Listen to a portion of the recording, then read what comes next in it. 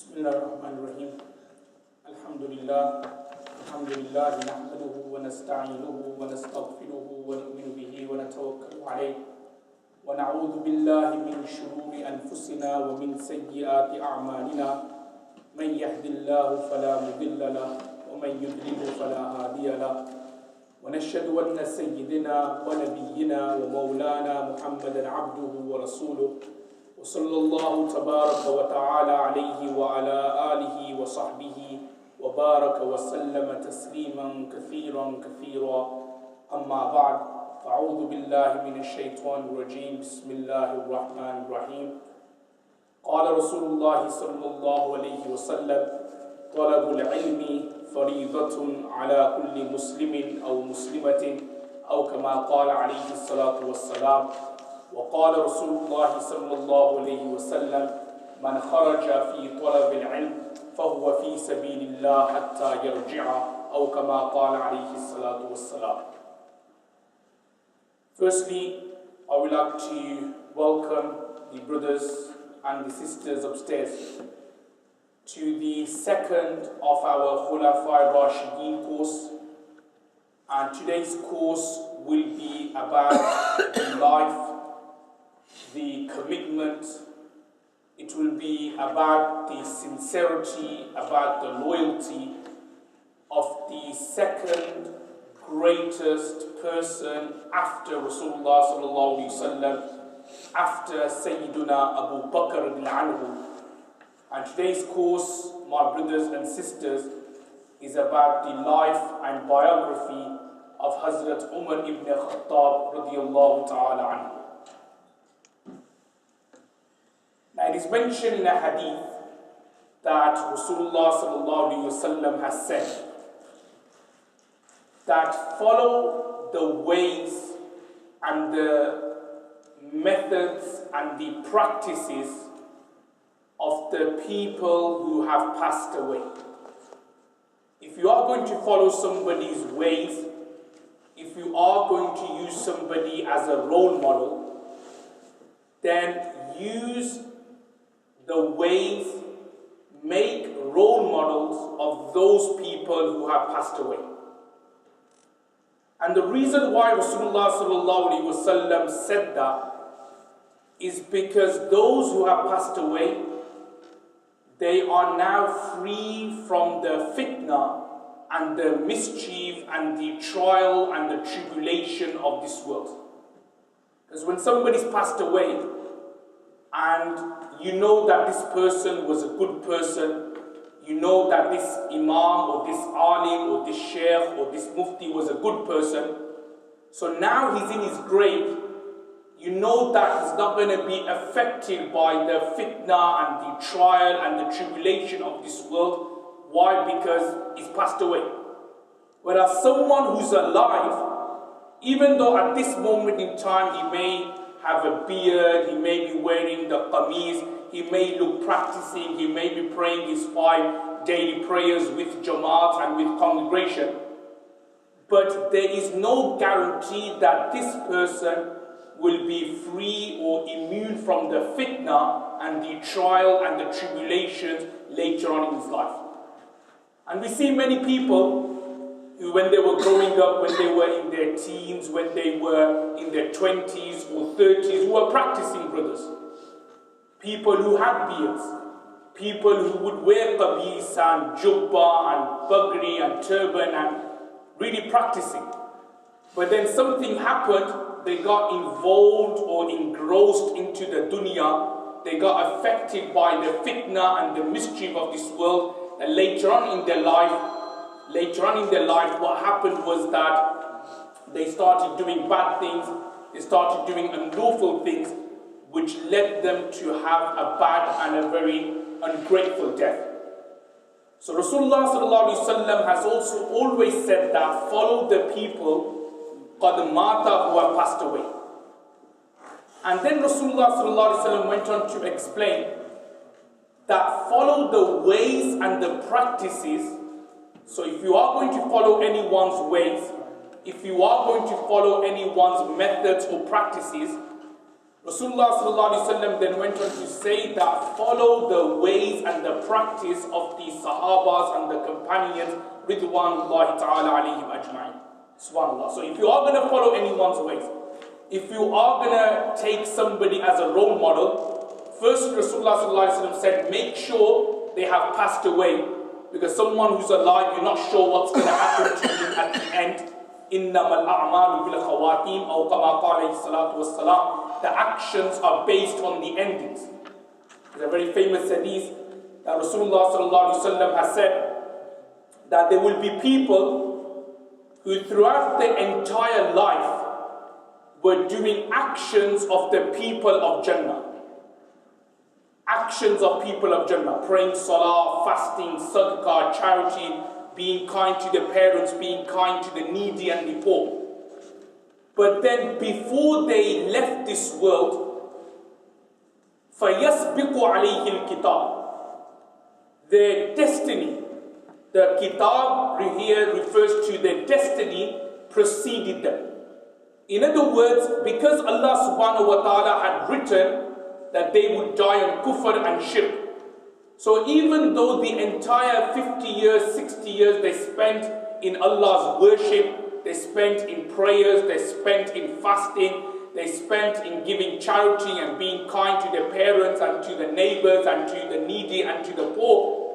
But before they left this world, they said, Kalima kufr, they did a bit of shirk. Because of that reason, they are now doomed and destined to go to the fire of hell. So what I'm trying to say is that follow the ways of the Sahabas. Because Allah subhanahu wa ta'ala in the Holy Quran himself has given the Sahabas, the companions, the title radiyallahu ta'ala anhu. That Allah subhanahu wa ta'ala is pleased with them and they are pleased with Allah subhanahu wa ta'ala. So the ways of the Sahabas, brothers and sisters, the methods of the Sahabas, the practices of the Sahabas, they should be our role model. Now, from amongst the Sahabas, obviously it's going to be impossible for us to act upon the role, the methods, the practices of every single Sahaba. There was hundreds and thousands of them. But then from amongst the Sahabas, what Rasulullah sallallahu alaihi wasallam then went on to explain is alaykum bi sunnati wa sunnati khulafa'i ar-rashidin al-mahdiyyin. That follow my way and also follow the way of the rightly guided Khalifs. So Rasulullah sallallahu alaihi wasallam telling us that follow the ways of the Sahabas. And then from within the Sahabas, from within the companions, follow the ways of the rightly guided Khalifs. Follow the ways of Sayyidina Abu Bakr radiallahu ta'ala anhu. Follow the ways of Sayyidina Umar bin Khattab radiallahu ta'ala anhu. Follow the ways of Sayyidina Uthman radiallahu ta'ala anhu. Follow the ways of Sayyidina Ali radiallahu ta'ala anhu. So from amongst the companions, follow the ways in particular of the rightly guided Khalifs. Now in our last course, last month, alhamdulillah, we looked at the life and the times of Sayyidina Abu Bakr radiallahu ta'ala anhu. And we learned so many things about his taqwa, about his piety. And we also learned so many things in the way Sayyidina Abu Bakr radiallahu anhu ruled over the Islamic State. We looked at his sacrifices.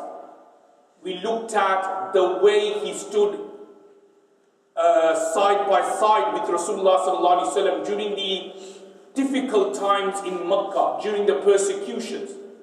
And then afterwards he stood by Rasulullah sallallahu alaihi wasallam during the various battles, beginning from Badr all the way until Tabuk.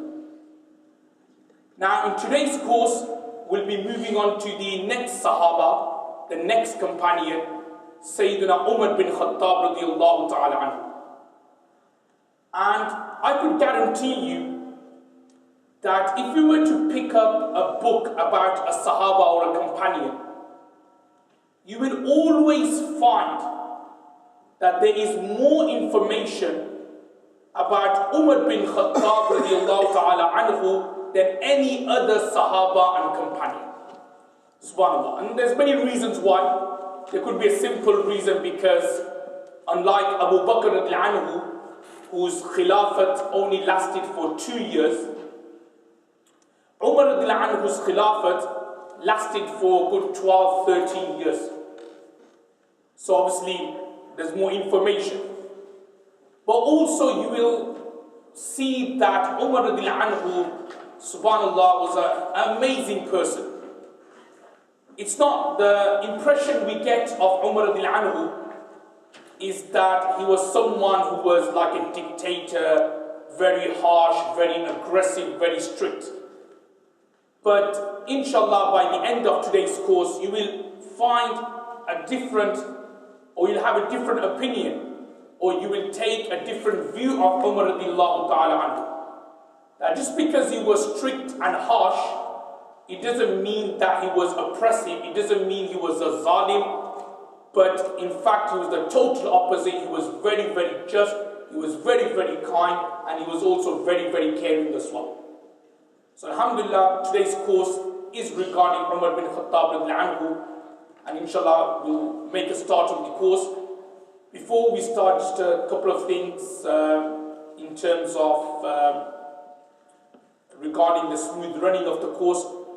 Inshallah, after like say 20 minutes, 35 minutes, whatever, I will give brothers the opportunity to ask some questions.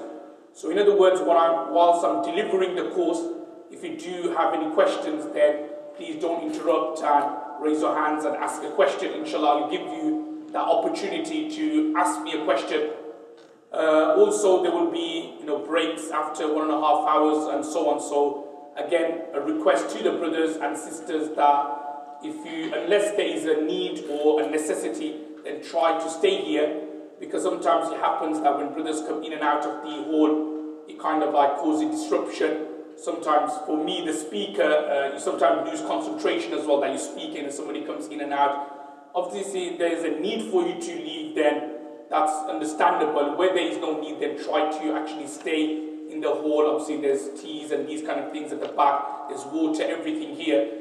So, inshallah, just for the smooth running of the course, not just for my sake, but also for the other brothers and sisters who are here. So, just for the smooth running, make sure that try to remain in the hall as much as possible during the course. And there's also for your benefit as well, because if you are coming in and out of the course, then you don't get the feel of Hazrat Umar bin Khattab radiallahu anhu's personality. Just like you hear a bit here and then you leave and then you come back 20 minutes later and then you get another part of it. So it could be so that during the 20 minutes when you were away from the course, you missed the best bit about Umar bin Khattab radiallahu anhu. So you only get an incomplete or a partial knowledge of what or who Hazrat Umar bin Khattab radiallahu anhu was. So again, for your benefit as well, for your sake, try to remain in the course. Unless there's a necessity or a dhurura, then obviously you will be permitted to leave the hall. Now let's make a start on the first page of the course handbook, which is on page 2. We'll kind of move from the course handbook and also the slides which we have in front of us. So we'll kind of look at both. Also we'll look at the book and we'll also look at some extra and additional notes which I have presented on the slides in front of you. Now let's begin with Sayyidina Umar bin Khattab radiallahu ta'ala anhu's genealogy and his family. Now he explains that Sayyidina Umar radiallahu anhu, he was from the Adi family. So Adi is a name of a tribe which is linked with the Quraysh. So in other words, in Makkah, there was a very famous tribe who were called the Quraysh. And I mentioned in our last course some things about the Quraysh. And I mentioned that the Quraysh think of them to be like the royal family. So if, say, for example, Prince Charles or Prince William or Harry were to visit Birmingham or Alum Rock Road or something, then all of Alum Rock Road would be like blocked off because the royal family are visiting Alum Rock or are visiting Salih and Coventry Road and so on. So the Quraysh were exactly like that. They were like the royal family. They were looked up to, they were respected by everyone. And the reason why they were looked up to and respected is because of the story of the elephant. And the story of the elephant, when Abraha, the governor of Yemen, wanted to knock down the Baytullah. So Allah subhanahu wa ta'ala sent flocks of birds who had stones in their, and they basically released it onto Abraha and his army. Now from that moment onwards, the Quraysh were feared by everyone. They were scared by everyone. And they were scared not because of their strength, because if somebody was tough or if somebody was strong, you could always say, well, I know someone who is more stronger than him. But the Quraysh, they were feared because when the people around Arabia saw what happened to Abraha and his army, they were scared of the Quraysh because they realized that the Quraysh had some kind of supernatural powers. They had like Allah subhanahu wa ta'ala behind them. So if you were to mess with the Quraysh, you're not dealing with human beings or individuals, you're dealing with Allah subhanahu wa ta'ala. It's like some people where you call them silent but deadly. So they were like that. They didn't have the strength, they didn't have the muscles, but they were like normal, ordinary people. But they were deadly in terms of if you were to mess with them, their backup wasn't like America or Russia or the UK. Their backup was Allah subhanahu wa ta'ala. So the Quraysh were well feared, well respected. And it was from the Quraysh tribe, you have Rasulullah sallallahu alaihi wasallam, and you had Sayyidina Abu Bakr radiallahu ta'ala anhu. Now you got Quraysh, which is like the main tribe. And then from the Quraysh you have different clans. It's like, say for example, you have Pakistanis, so that's like a tribe. And then from there you have, Mirpuris, Kashmiris and so on. You have different clans. So think of the Quraysh to be the big family, and then from there you have different clans. So one of the clans of the Quraysh was called the Adi family. Adi. Ain Dal Ya. And from this particular family or from this particular clan, you have Sayyidina Umar bin Khattab radiallahu ta'ala anhu. Now Umar radiallahu anhu's father, his name was Khattab, and his mother's name was Khantama. And he goes on to explain that even during or even before conversion to Islam, Sayyidina Umar bin Khattab anhu himself and his family were looked up to by everyone within the community. So in other words, they were well respected. Everybody looked up to Umar bin Khattab anhu and his family. And I'll explain later on in the course why Umar bin Khattab anhu was looked up to by everyone. There was a couple of reasons I'll mention now. Number one is that he had the fear, so everybody was scared of Umar bin Khattab anhu. But there was another reason why he was respected, and that was because Umar anhu and his family, they were very loyal and very sincere people.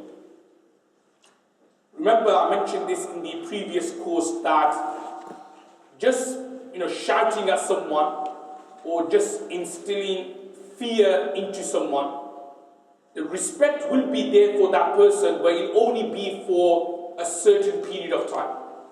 So just say, for example, like a father and a son. So if the son is scared of the father, why? Because if a son was to make a mistake, the father will punish him, the father will beat him up, the father will abuse him.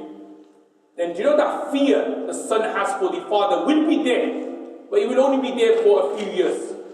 But then when the son reaches his teens, when he reaches the age of puberty, and the son starts getting a bit older and a bit bigger, then the fear of the father goes.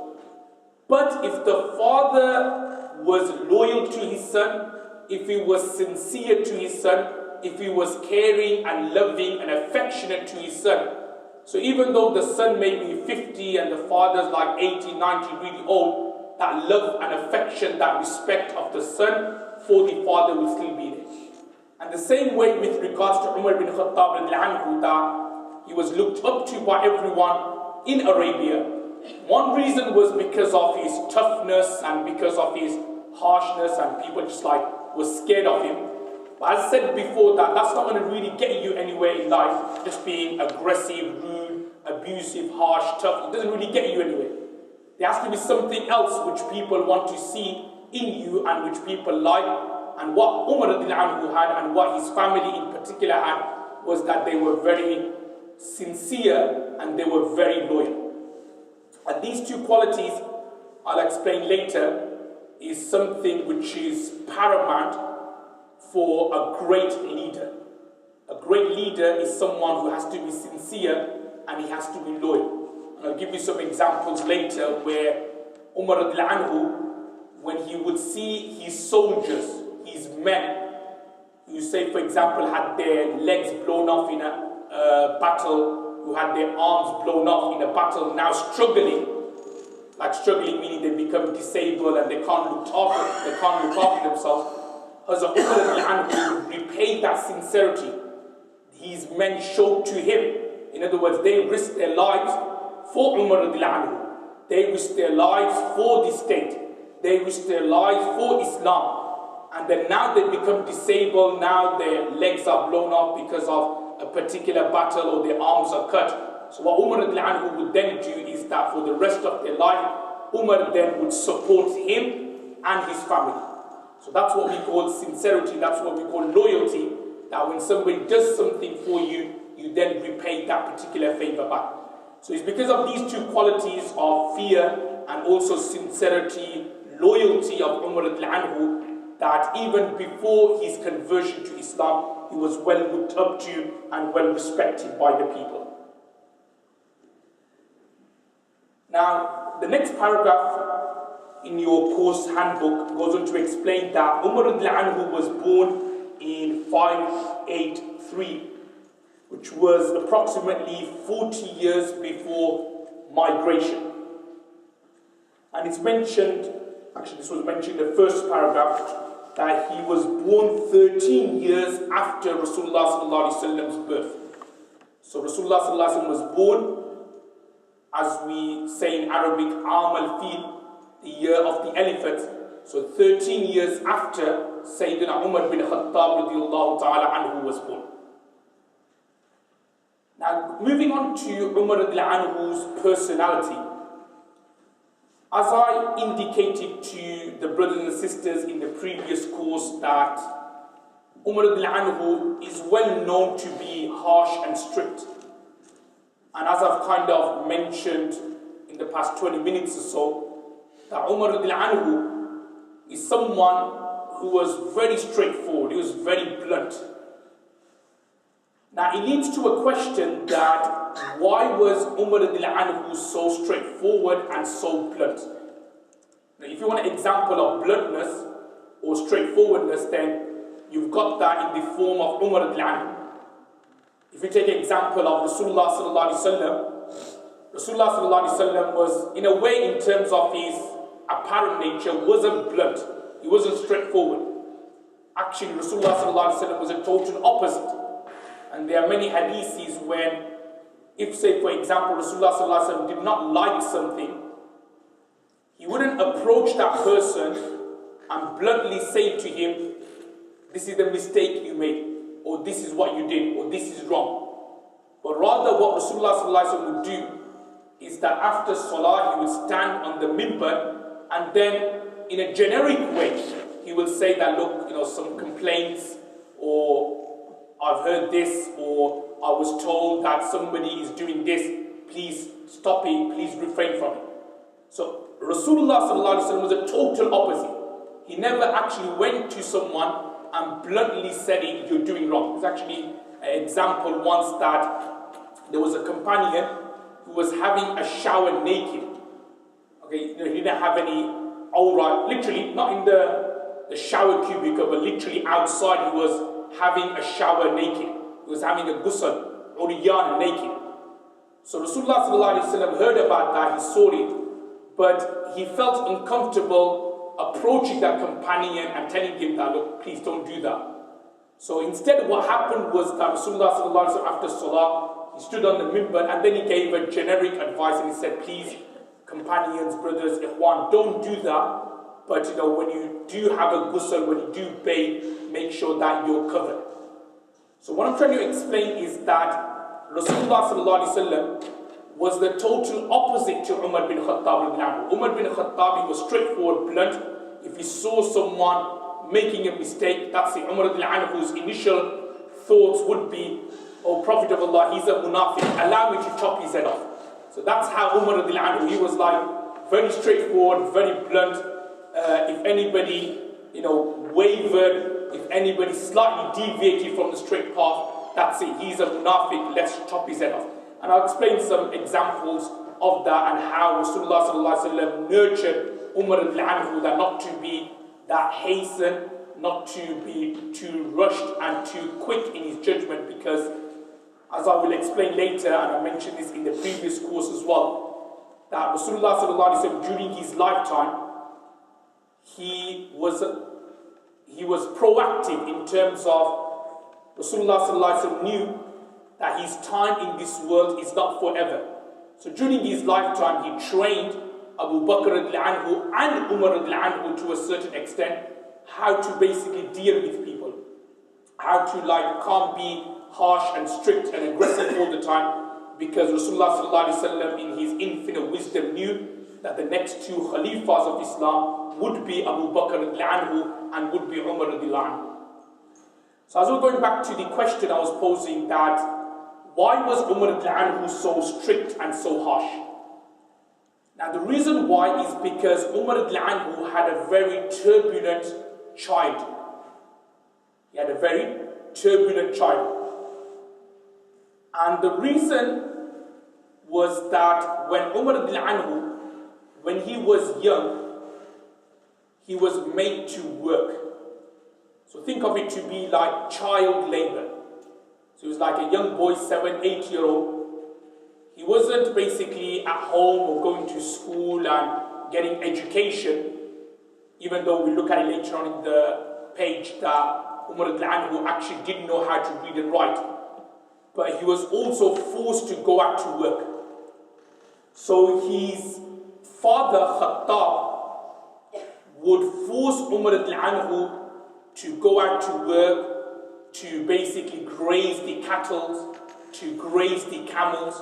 Not only that, other outside duties he had to do, cultivating on the land, these kind of things, trading, which was the common profession in Makkah in those days. His father Khattab forced Umar to do that. And what happened was that Umar he got slightly disheartened at it. And on top of that, his father, Umar whose father Khattab, was very aggressive on Umar. So in other words, if Umar did something good, his father would still criticize him. So if Umar, if he did something good, his father Khattab would say, no, you still did something wrong, you're still bad. And obviously, if Umar did something wrong, then that's it, his father just basically beated him up. So basically, Umar as a young boy, as a young child, you could say was kind of psychologically abused and affected by his harsh and aggressive father Khattab. So any good Umar did, he still get criticized by his father. And anything bad Umar did, his father would then beat him and would be abusive against him. So that affected Umar and then that we could understand why Umar when he was growing up, he was kind of a bit aggressive. And we kind of see this nowadays as well, and obviously brothers and sisters, you do work with kids will know that children who have a difficult upbringing, they tend to show these kind of traits of being aggressive, harsh, rude, abusive when they grow up. But on the contrary, those kids who have a loving, affectionate, caring upbringing, then these kind of qualities are then shown when they grow up. So Umar radiallahu anhu, because his childhood was very difficult, he always, later on, he would get angry and he would get frustrated and he would become aggressive. So when someone, say for example, did not meet his high standards, then that's it. Umar radiallahu anhu would get his whip out and would just lash that person. And we see this from some of the stories I'll mention later, that there was once an occasion when Umar radiallahu anhu, he saw a man and a woman talking on the streets of Medina. Just normal, like you'll see on Alum Rock Road, a man and woman, they were together and they were talking. Now Umar radiallahu anhu, because of his aggressive nature and his sometimes very quick judgments, he thought that this man and woman, they were ghair mahrams, or in other words, they're not husband and wives. So he got his stick out and he started beating up the man. Now the man turned around and said to Umar radiallahu anhu that, Ya Amir al-Mu'mineen, she's my wife, why are you beating me up for? No, I'm just talking to my wife. I'm not doing something haram and lawful. Why are you beating me up for?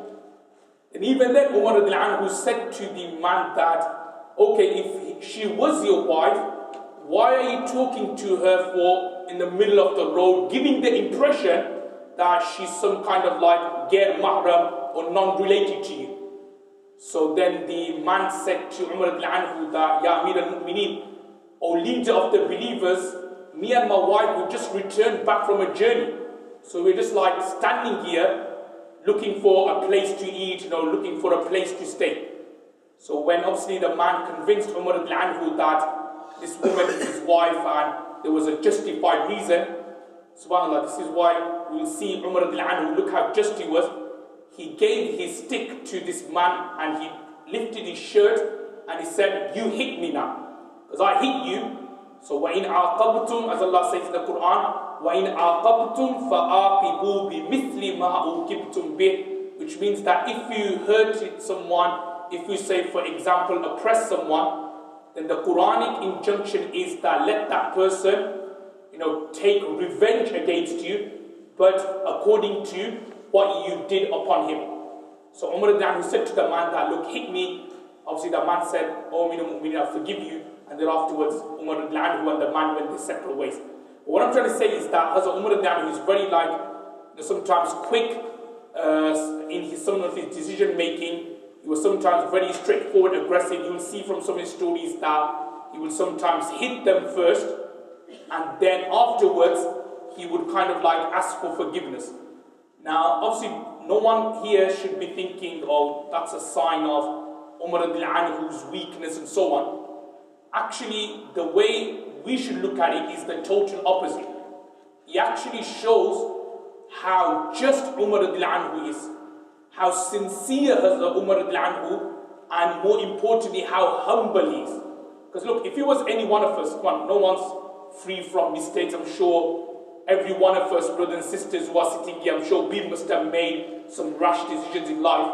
I'm sure we must have got the wrong end of the stick in many, many situations. And we did probably something. We probably may have pushed someone, we may have hit someone. But it really takes a man with humility to then say to that person, I made a mistake, you do something back to me.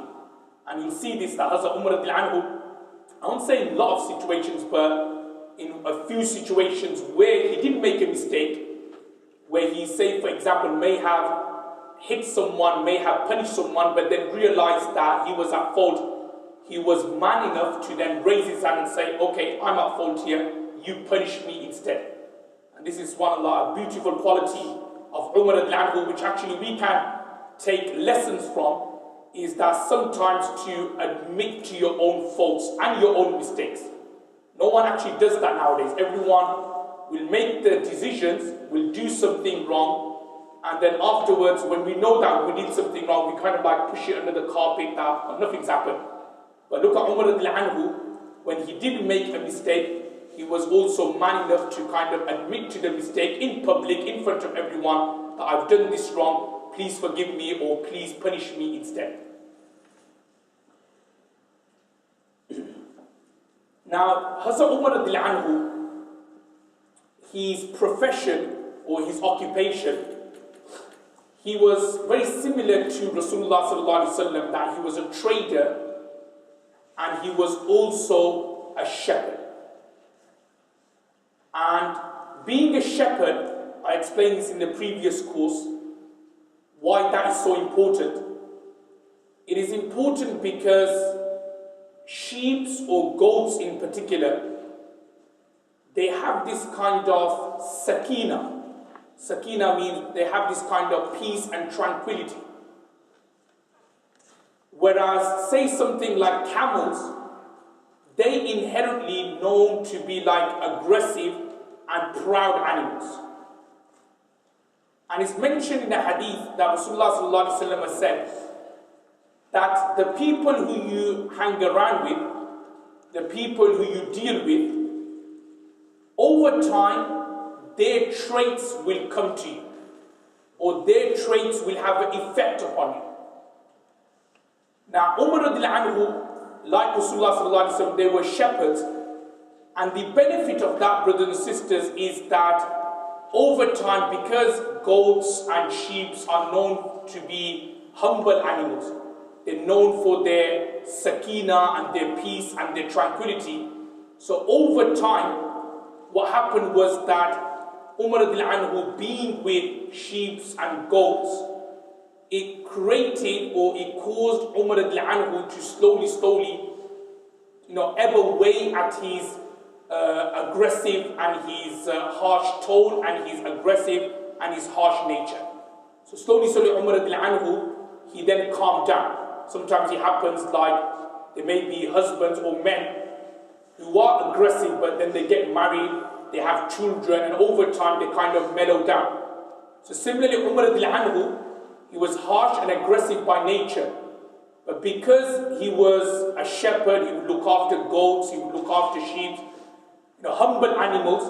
That's why over time it had an effect on Umar anhu, and slowly there was this kind of softness in Umar anhu's heart, which I will refer again back to when we look at the way Umar anhu converted to Islam. So Umar anhu, he was a shepherd and he was also a trader as well. Now moving on to the second paragraph, it goes on to explain, and also the third paragraph as well, that Umar anhu, because he was a trader and a merchant, he visited a lot of countries. So he went to Yemen, he went to Syria for business and for trading. And the benefit of that was that Umar anhu, he got to meet various different types of people. And again, we'll come back to this later on in the course, because the more different people you meet, the more articulate you become, and also the more efficient you become when it comes to dealing with people.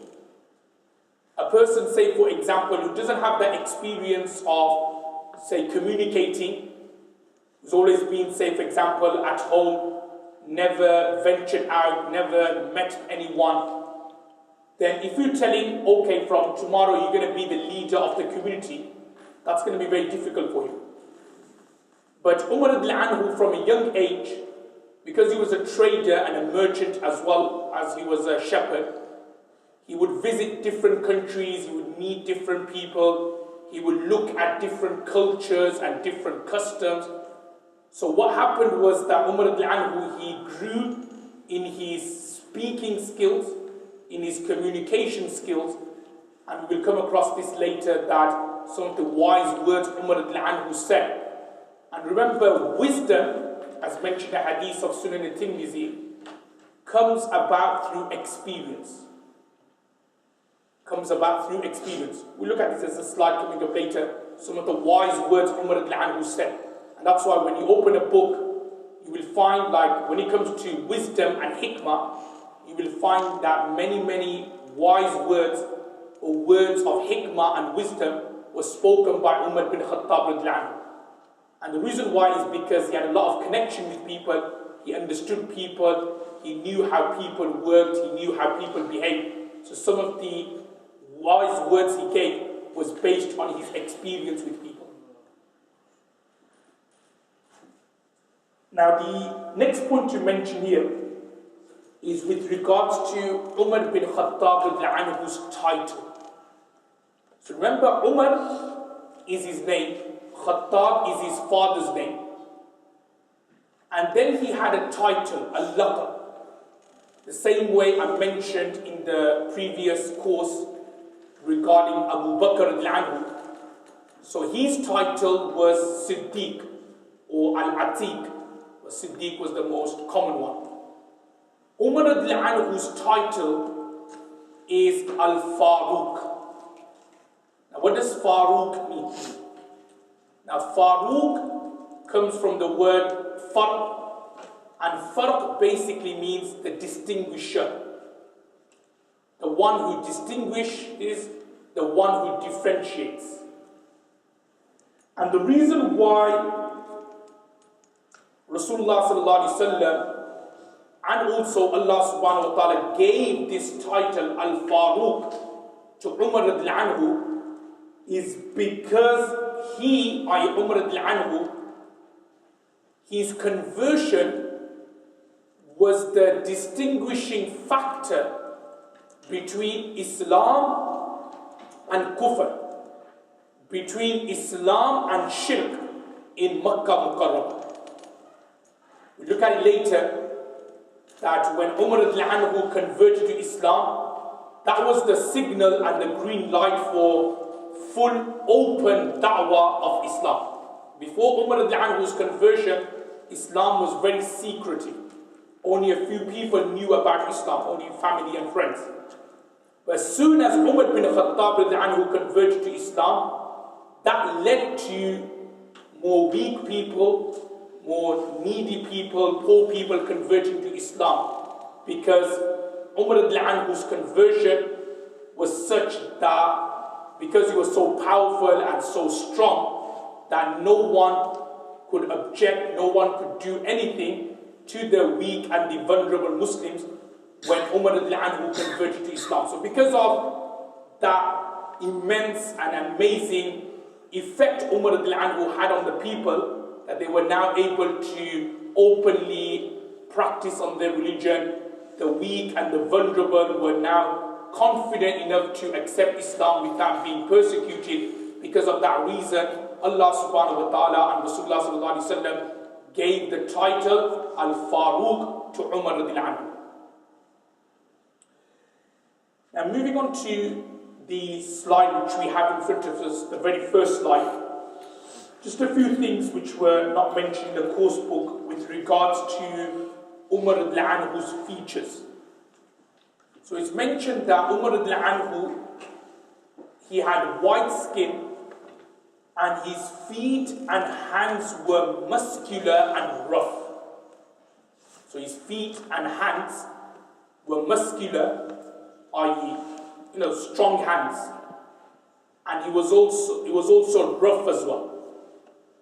Now it could be muscular and rough in terms of that's how he was born, but it could also mean that his hands were muscular and rough because of the type of work he did. Because he was a trader, like he was someone who would always be carrying like goods, taking it to the market to sell, taking it to a foreign country for it to be sold. So he was always kind of doing a lot of lifting work. And you'll see brothers in particular who do a lot of lifting work, their hands over time tend to be rough and muscular. So that was Hazrat Umar radiallahu anhu's hands, they were muscular and rough, and he was also tall as well. He was very tall. But it wasn't like he was lanky, because this is one of the qualities of Rasulullah sallallahu alaihi wasallam, that he was neither too tall or neither he was too short. But Umar ibn Anhu the same, he wasn't, what I mean by he was tall, it doesn't mean that he was too lanky, because someone who is like too lanky, they don't look nice. But he was like, you could say big or muscular. His physique was a bit more bigger, which made him seem as though that he was always towering over someone. And subhanAllah, this was again the total opposite of Abu Bakr as-Siddiq radiallahu ta'ala anhu, because I mentioned in the last course that Abu Bakr as-Siddiq radiallahu anhu, he was more thick, he was really skinny, to the extent that he would he would lift his izar, his lungi, but because he was so skinny and he had very thin hips, that his lungi and his izar would always fall down. So Umar radiallahu anhu was a total opposite. He was a bit big, muscular, his chest was sticking out, not like intentionally, because that would be a form of arrogance, but in terms of his physique, he was big, muscular, that when he would stand in front of anyone, even though that person may be tall himself, but because of Umar radiallahu anhu's physique and strength, he made it seem as though that, or to the onlooker, it seems as though that Umar radiallahu anhu would always be towering over someone. So that's how Umar radiallahu anhu was. Now moving on to the next part of the course book about Islam, or in other words, his conversion to Islam. And there's a paragraph there which I've added on, which is not mentioned in the course book. Now, let me explain about Umar radiallahu anhu's initial stance to Islam. Now, initially, Hazrat Umar radiallahu anhu, he hated Islam. And like many of the companions who later converted to Islam, initially everyone hated this new religion, Islam. They were staunch enemies of Islam, and there was nothing different about Umar radiallahu anhu. He also was a staunch enemy of Islam. Hated Islam, did not like Islam a single bit. And you could imagine that Umar radiallahu anhu, he was aggressive naturally, he was harsh. And then when this new religion has come, you could imagine that how harsh and aggressive he was to the followers of Islam. There's a story which is not mentioned in the actual course book itself, but a very famous story which is attributed to Umar radiallahu anhu, that once he found out that his slave girl had converted to Islam. Slave girl. So what Umar radiallahu anhu did was that he beated up his slave girl so badly. So badly that Umar radiallahu anhu, he couldn't take it anymore, that he stopped. And he said to the slave girl that, don't think I've stopped hitting you because I feel pity towards you. Like, I've stopped hitting you, it's not because I'm sad and I feel pity towards you. The reason why I've stopped is because I can't take it anymore, I'm so tired. So look, Umar radiallahu anhu, he was so big, muscular, strong, he's literally beating the living daylight out of his slave girl, and then he stopped, and he's saying to the slave girl that, don't think I stopped hitting you because I feel sorry for you or there's a bit of pity towards you. The reason I've stopped hitting you is because I myself is tired. So you can imagine that how much effort Umar radiallahu anhu must have been putting in his hitting to this particular slave girl, to the extent that he himself got tired. So basically what I was trying to say is that anyone converted to Islam, Umar radiallahu anhu found out, that's it, they've had it. They know that they're waiting for a hiding if Umar radiallahu anhu got his hands on them. So he hated Islam. But going back to what I mentioned before, subhanAllah, what Umar radiallahu anhu always had was, he was loyal, he was sincere. And these two things, inshallah, if we brothers and sisters upstairs could develop in our hearts, believe me, it will take you a long way in life. Those who are the total opposite of sincerity, and we call this in Arabic kha'in, betrayers, khiyanat. So these things will take you nowhere in life because no one will then trust you. So being sincere and loyal takes you somewhere. And I'll just mention a hadith, a very famous hadith of Sahih al-Bukhari, that once the companions, they were asking Rasulullah sallallahu alaihi wasallam, who is the best from amongst you? So Rasulullah sallallahu alaihi wasallam gave various replies that, if you mean the best in terms of lineage, then it's, say, for example, Ibrahim alayhi salatu wassalam, because if you look at his lineage, it's like, Ibn Nabi, like, his father was a Nabi, his grandfather was a Nabi, so on and so forth. But the companions, they said to Prophet sallallahu alaihi wasallam, "Oh Prophet of Allah, this is not what we mean. What we mean is that from amongst the days of ignorance, who is the best from amongst us?" So Rasulullah sallallahu alaihi wasallam said that the best from amongst you are those who were good before converting to Islam, and then after converting to Islam, they will remain good as long as they have understanding of the. Now, what I'm trying to explain from this hadith, brothers and sisters, is that those who were good before converting to Islam, good meaning because of certain qualities, after converting to Islam, if these qualities remain, you will also be good as well. It's like there was a story of a priest who basically, he lived in Bolton. I think he's probably still alive. One of my teachers related this particular story to me. That he was a priest, a practicing priest, and it's written in their books or in their scriptures that looking at unlawful women is haram. Like the same way Islam says, قُلْ لِلْمُؤْمِنِينَ يَغُضُّوا مِنْ أَبْصَارِهِمْ. Tell the believing men to lower their gazes. So there was this priest, and he, or according to his scriptures, it's mentioned that you should lower your gazes as well. So he was once saying that I never ever looked at an unlawful woman. SubhanAllah. He's a non-Muslim, a priest. He never ever looked at an unlawful woman. And it's because of sometimes these qualities that Allah subhanahu wa ta'ala gives tawfiq for him to convert to Islam. And later on, that's what happened. SubhanAllah, he converted to Islam. It's like, say, for example, let me give you an example.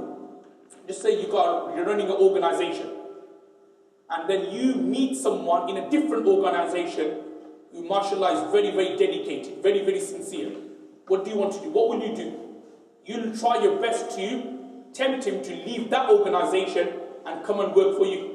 That's what happens in businesses, that those who run organizations, companies, if there is a CEO or a chief executive of another company who's very, very good, and you want that person's dedication in your company, you will offer him everything so that he comes to your company. Exactly same with regards to non-Muslims and their conversion to Islam. The way it works, we normally think, oh, Allah just gave them hidayah. Now, the way it works, brothers and sisters, is that there's something good about them. And it's because of their good characteristics, their good manners and akhlaq, that through that barakah, Allah gives them tawfiq to convert to Islam. If they were bad from before, if they were rotten apples from before, then Allah wouldn't give them tawfiq to convert to Islam. If their decree or destiny was that they're doomed to go to the hellfire, Allah would not give them tawfiq to convert to Islam. So similarly, Umar bin Khattab, even though he hated Islam, but there were some good qualities of Umar. He was sincere, he was very loyal, and he cared for people.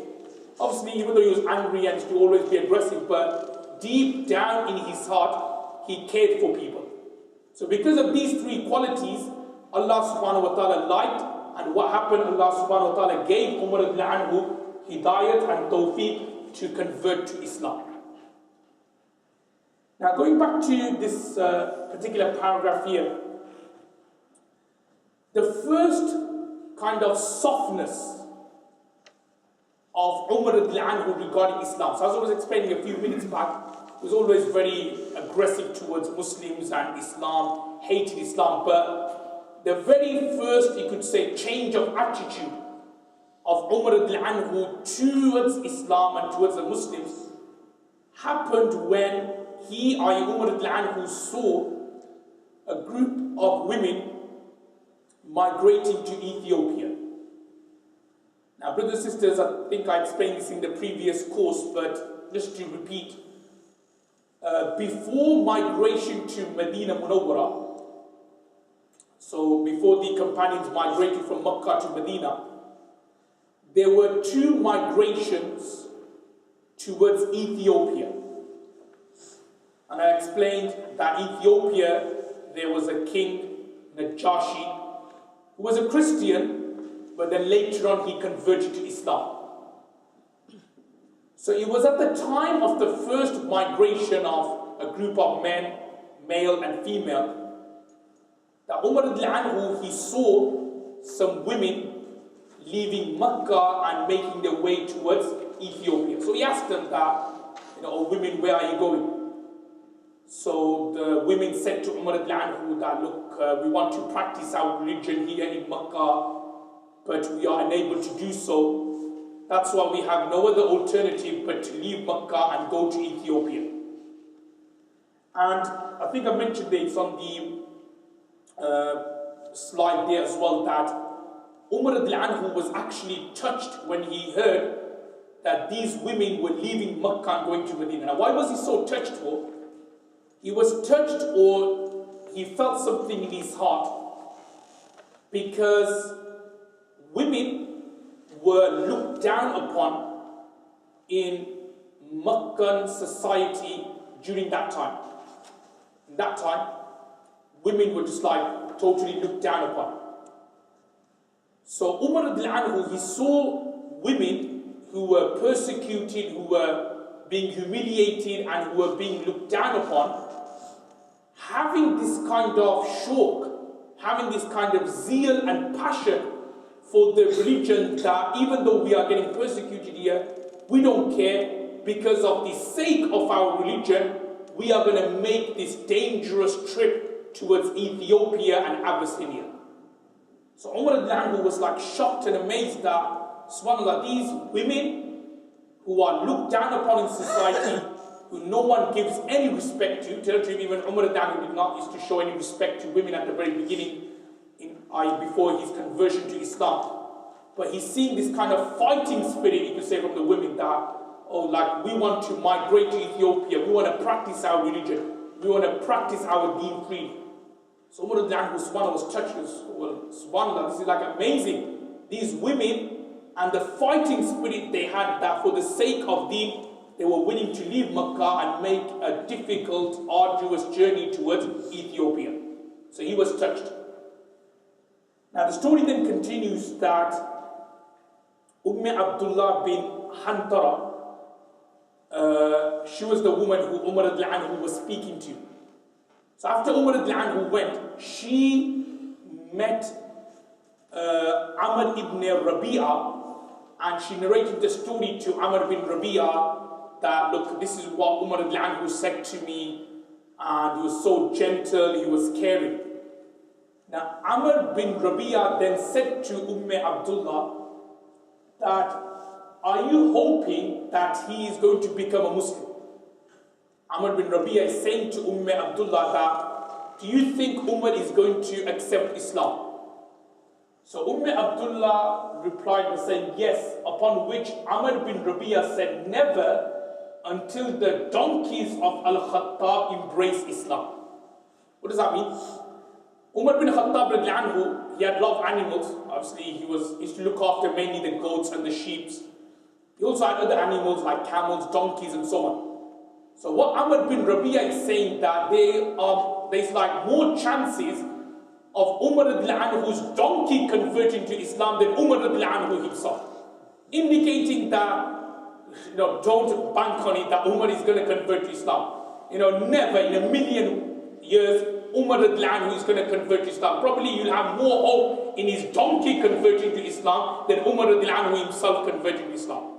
So in that way, obviously Amr bin Rabi'ah told Abdullah, don't get your hopes high. You might as well just go to Ethiopia. He's not going to convert to Islam in Makkah. Nothing's going to change in Makkah. Obviously, sometimes people say this out of being disheartened and frustrated. But remember, Allah subhanahu wa ta'ala's hidayat works in various different ways. Now, let's have a look at the next part. Umar anhu's converting or embracing Islam. Now, Rasulullah sallallahu alaihi wasallam, obviously there is what we call the cause of Umar anhu converting to Islam. But the way we look at it is that Allah subhanahu wa ta'ala meant for Umar anhu to convert to Islam. It was already pre-recorded and destined from before. But because we live in this world, we have to obviously mention, or there's a cause behind it. It's like, say, for example, if somebody was to lose his life, the doctors, they won't believe in natural causes. They say, there must be a cause. They don't believe in, they don't believe in his time was up and he had to leave this world. They don't believe in that. So if somebody was to lose their life, even though he died naturally, they don't believe in natural death. The doctors, they have to write on the death certificate, it was X, Y, and Z reasons, lung, whatever, collapsed or whatever. So that's what we call causes. So in this world, there are causes. But the way we look at it is that, no, Allah subhanahu wa ta'ala decided to take that person's life. Now, exactly here with regards to Umar anhu's story and his conversion to Islam, the way we look at it is that he was meant to convert to Islam. It was Allah's decision that he will convert to Islam. But there has to be a cause. Because we live in this world, there has to be a cause. So the cause, brothers and sisters, is that Rasulullah sallallahu alaihi wasallam made a dua, made a supplication. And the supplication Rasulullah sallallahu alaihi wasallam made was, Allahumma, O Allah, A'izz al-Islam, honor Islam. A'izz al-Islam, honor Islam, bi Abi Jahl bin Hisham, or bi Umar bin Khattab radiyallahu ta'ala anhu. So Allah honor Islam either through Abu Jahl, Rasulullah sallallahu alaihi wasallam's uncle. Obviously, in the previous course, we looked at, again, how much hatred he had for Islam. So honor Islam either through Abu Jahl or bi Umar bin Khattab radiyallahu ta'ala anhu, or through Umar radiyallahu anhu. So this was a dua Rasulullah sallallahu alaihi wasallam made. And everybody knows that the dua of a prophet, of a Nabi, is always accepted. And every Nabi, he then has another dua which is kind of made where there's a guarantee that it's going to be accepted. And it's mentioned in the hadith that other Nabis have already used that dua in this world. So like for example, Sayyidina Nuh alayhi salam, when he got frustrated with his people, he made a dua to Allah subhanahu wa ta'ala, Allah, destroy my people. So every Nabi has made that dua. But Rasulullah sallallahu alaihi wasallam has another special dua remaining which he hasn't made yet, but he will make in the hereafter, and inshallah that will be for our intercession. Ummati, ummati. Whereas everybody else will be saying nafsi, nafsi, Rasulullah sallallahu alaihi wasallam will make a dua for this ummah, ummati, ummati, where the intercession would be accepted for you and I. So Rasulullah sallallahu alaihi wasallam made a dua, O Allah, honor Islam through Abu Jahl or through Umar bin Khattab. Now the sequence of events, the way it unfolds, is that the Quraysh, they got together at a place called Darul Nadwa. And they were sitting down, all the tribal leaders, the main players of the Quraysh tribe were sitting in this meeting. And literally, they just had enough of Islam, they had enough of Rasulullah sallallahu alaihi wasallam. You know, this new religion, that there's only one God, and all these like different types of idols, you know, Suwa, Yahuz, Nasr, you know, totally being belittled. You know, all these new things about life after death. And what they are in the Quraysh believed in, like there's no life after death, totally was in conflict with their beliefs and with their Aqidah. So in a nutshell, the Quraysh were totally frustrated. They sat together and they said that basically, what should we do about Rasulullah sallallahu alaihi wasallam? Now, one of the suggestions which was made is that let's kill Rasulullah sallallahu alaihi wasallam. But they never ever took that suggestion forward. Because you may be thinking that when he first started, why didn't they assassinate Rasulullah sallallahu alaihi wasallam and Islam would have been finished?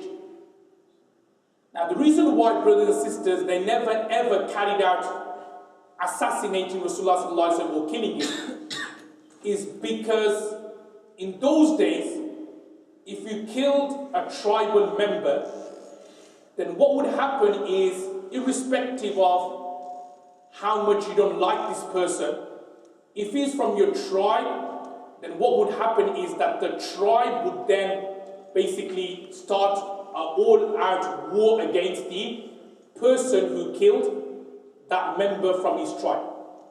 So that it will lead to a guaranteed tribal war and a tribal feud for many, many years. So no one ever really wanted to kill Rasulullah sallallahu alaihi wasallam. Yeah, they had that desire, don't get me wrong, but when it came to, you know, the next step, no one had the guts, no one had the tenacity to take it forward and kill Rasulullah sallallahu alaihi wasallam. So they were sitting around in this Darul Nadwa, and they were thinking, look, the only way we could get rid of Islam is by killing Rasulullah sallallahu alaihi wasallam. But they were looking for a scapegoat.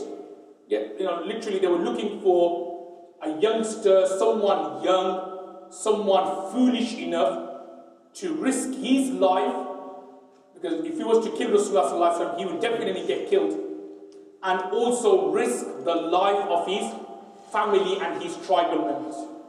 So they were looking for a scapegoat. Now Umar radiallahu anhu, he stood up and he said to the leaders of the Quraysh that I will kill Rasulullah sallallahu alaihi wasallam. So the Quraysh, they were looking for a scapegoat. No one was man enough to kind of like nominate themselves. And now after many meetings, they found a scapegoat in the form of Umar radiallahu anhu that, subhanAllah, yeah, you're the best person to go ahead and kill Rasulullah sallallahu alaihi wasallam. And they knew that their leaders, Abu Jahl and Abu Lahab, they're going to get saved, and Umar radiallahu anhu would be the scapegoat in all this and his family. So they kind of egged Umar radiallahu anhu on, they encouraged him, they congratulated him, they said, oh, subhanAllah, you know, that's a great nomination you made for yourself. We will help you and assist you in killing Rasulullah sallallahu alaihi wasallam. They also even promised Umar radiallahu anhu that we will give you 100 camels. If you kill Rasulullah sallallahu alaihi wasallam, as a reward, we will give you 100 camels. And not only that, they also said to Umar radiallahu anhu that if anything happens to you, in other words, if there's an even retaliation against you and you are killed, we will also look after and support your family forever. So these were the guarantees they were making to Umar radiallahu anhu that we will give you 100 camels, we will basically support your family if anything was to happen to you. So when Umar radiallahu anhu got the confirmation and the guarantees from the leaders of the Quraysh, he took his sword out and he went to Rasulullah sallallahu alaihi wasallam's house. He was heading towards Rasulullah sallallahu alaihi wasallam's house. Now, if you happen to read up the story on page 4, you will find that on the way he meets a Sahabi, like a person, in the name of Nu'aym ibn Abdullah. So he meets him. He's actually converted to Islam as well. So he meets Nu'aym ibn Abdullah. Now what Nu'aym does is that he sees Umar al-Anhu, you can imagine, with his sword out, looking very, very angry. So he stops Umar al-Anhu and he asks Umar that, where on earth are you going? You know, what's happening? Why are you so angry for? It's like, say, for example, if you were to see someone with a gun walking on the Alum Rock Road, you probably may not stop him, but you probably try to give, and you know, you probably will try to do something and say, okay, where are you going with the gun? Obviously, there is that risk that you may get blown first, but you'll probably try to stop him from causing any further damage. So exactly, and Nu'aym bin Abdullah took a risk because Umar al-Anhu wasn't, you know, in a good mood. He had his sword out, so you can imagine that anyone who was trying to, like, you know, talk him out of it, or was trying to, like, convince him not to kill Rasulullah sallallahu alaihi wasallam, most likely they would get slain first, and then then Umar will then make his way towards Rasulullah sallallahu alaihi wasallam. So Nu'aym bin Abdullah, he was asking Rasulullah sallallahu alaihi wasallam, so he was asking Umar, where on earth are you going? Umar al-Anhu was saying, I'm going to kill Rasulullah sallallahu alaihi wasallam. Nu'aym was risking his life and he was trying to convince Umar al-Anhu that not to go ahead with it. He was telling Umar, look, don't be silly. You go and kill Rasulullah sallallahu alaihi wasallam, then that's it. The Abd al-Munaf, i.e. from Rasulullah sallallahu alaihi wasallam's family, they will then will then attack your family. They will kill you, they will kill your children, they will kill your wife. Basically, he was trying to convince Umar al-Anhu that this is not the best way around it. But Umar al-Anhu was having none of it. And he then said to Nu'aym bin Abdullah that it seems as though that you have become a Sabi. Sabi, Swad al-Baya. And Sabi means that you have turned your religion. In other words, you were one of us before, but it seems as though that you have turned away from your religion. In other words, that you have now become a Muslim. So Nu'aym bin Abdullah, he was trying to, like, you know, how shall I say, convince Umar al-Anhu not to go ahead with it. But when he saw that Umar al-Anhu was committed and he's made up his mind that I don't care what people say, I'm going to go today to kill Rasulullah sallallahu alaihi wasallam. What Nu'aym bin Abdullah did was trying to delay the inevitable. He said that, oh, do you know what? Your sister, Fatima, she's converted to Islam. Sometimes it happens that you don't want something to go ahead. It could be, I don't know, like a particular event, a particular function. You don't want it to go ahead. So what you try to do is that you try your best to then delay it.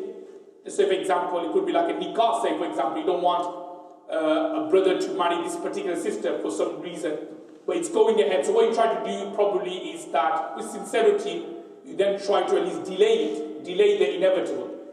So here, Nu'aym bin Abdullah, with sincerity, didn't want anything to happen to Rasulullah sallallahu alaihi wasallam, but he saw how committed Umar al-Anhu was, that he said to Umar al-Anhu that, forget about Rasulullah sallallahu alaihi wasallam for the time being.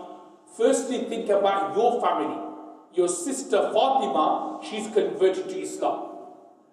Now you can imagine how angry Umar al-Anhu must have been now, because he hated Islam, didn't like Islam, didn't like Muslims, and now he was seeing that from within his own family, his own sister, she's converted to Islam.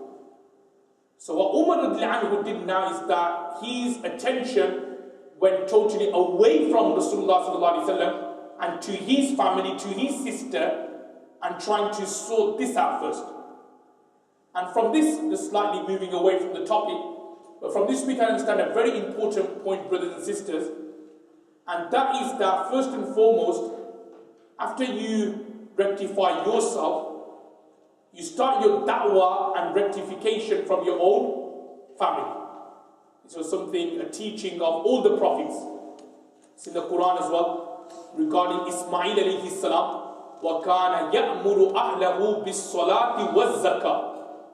Like after Ismail alayhi salam was made a Nabi and a Prophet, so what he did firstly was that he would order his own family, وَكَانَ يَأْمُرُ أَهْلَهُ بِالصَّلَاةِ وَالزَّكَاةِ, to pray salah and to give zakat. يَا أَيُّهَا الَّذِينَ آمَنُوا قُوا أَنفُسَكُمْ وَأَهْلِيكُمْ نَارًا. That all those who believe, save yourselves وَأَهْلِيكُمْ, and your family, نَارًا, from the fire of hell. So after you sort yourself out and rectify yourself, your taqwa, your closeness to Allah, you should then work on your family and your children. And this is a kind of an old age principle.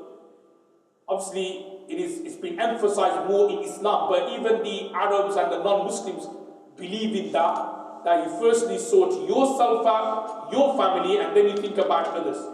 What unfortunately sometimes happens is that we think about the others, and then our own family are nowhere near our level of taqwa and piety. But we try to then, help others out, but our own family are in problem. So what we can understand from here is that when it comes to da'wah, rectification of the soul, when it comes to closeness to Allah, firstly work on yourself, then family, and then you move to the wider community. So here Umar bin Khattab was thinking that Rasulullah is converted to Islam. He's giving da'wah of this new religion. That's got to do with the wider community. I need to firstly sort my family out, make sure they don't convert to Islam, beat them out of being a Muslim, and then think about killing or doing something to Prophet ﷺ. So he then totally changed direction, and he now goes to his sister's house. Now, I'm sure everybody has heard the story before, that when Umar anhu knocks on his sister's house, he hears some recitation of the Holy Quran. His sister and his brother-in-law were being taught by a companion called Hazrat Khabbab radiallahu ta'ala. Hazrat Khabbab radiallahu anhu was a qari, and he was making them recite, he was teaching them the recitation of the Holy Quran. So Umar anhu heard some recitation of the Quran. When Umar anhu knocked on the door, Hazrat Khabbab anhu knew that he's at risk more, because he's the one who's reading, he's the one who's teaching it. It was his sound, it was his qiraat, it was his recitation which was being heard outside. So Hazrat Khabbab anhu thought, I need to make a quick exit here, otherwise I'll be the first one to get blown by Umar anhu. So Hazrat Khabbab anhu was the first one to literally do a runner from the house. So he just literally hid somewhere. Obviously Hazrat Umar anhu's sister Fatima opened the door, and obviously Hazrat Umar anhu interrogated Fatima that, what is this? Is it true that you have converted to Islam? Upon which Fatima responded by saying yes. So Umar anhu, he didn't actually do anything to his sister. He didn't actually beat up his sister, because remember, in those days, it's obviously probably the opposite now, but in those days, if you want to be considered a man, or if you are considered to be tough, you beat men up. You don't beat women up. Nowadays, unfortunately, sometimes some husbands, they beat their wives up and they think that they're men. Now, to be a man, you beat a man up. So Umar anhu never laid a finger to his sister because she's a woman. But obviously, he got hold of his brother-in-law and he gave him a good beating, was beating his brother-in-law up. Obviously, his sister Fatima was trying to intervene and stop Umar anhu from hitting her husband. And in the process, Hazrat Umar anhu lashed out at his sister Fatima, which made her basically jumped from one place to another. And there was like blood coming out of Fatima's eyebrows because of the lash Umar radiallahu anhu gave to his younger sister Fatima. Now when Umar radiallahu anhu did this to his sister, now remember as I was just saying, Umar radiallahu anhu, he never hit like a woman, like to show that he's a man. He never hit a woman. And in those days, hitting a woman was considered to be an act of cowardice. Like, if you are a coward, you hit a woman. So now here, Hazrat Umar radiallahu anhu got this reputation of being tough, feared in Makkah, and now he's hit his sister. Now he didn't want his reputation to go down. Remember, in those days, everything was built around your reputation. So Umar had this reputation of toughness, strictness, harshness, being straightforward. But it was all built around him being tough and hard, was all built around because he would beat up men. He would wrestle with men. It wasn't like he was beating up women that he got this reputation of being tough and hard. So now when he hit his sister, he didn't want people to find out that, oh, I've just hit my sister, how cowardice, how childish that is. So he looked at his sister, blood dripping from her eyebrows. He felt really, really ashamed and really bad at what he did. And going back to what I mentioned right at the beginning of the talk, the qualities of Umar radiallahu anhu, that he would care, he was sincere and he was loyal. So this was the time when that quality of caring and gentleness came into Umar radiallahu anhu. And he looked at his sister and he saw that his sister was bleeding and he felt really embarrassed. And not only that, when his sister, after being hit by Umar radiallahu anhu, said to Umar that you could do whatever you want to me and my husband. You could like beat me up, you could kill us. We are not going to leave this religion. That was another turning point. One was that he hit his sister, he felt really ashamed and embarrassed. And number two was that basically his sister saying to Umar that you could do whatever you want, we're not going to leave Islam.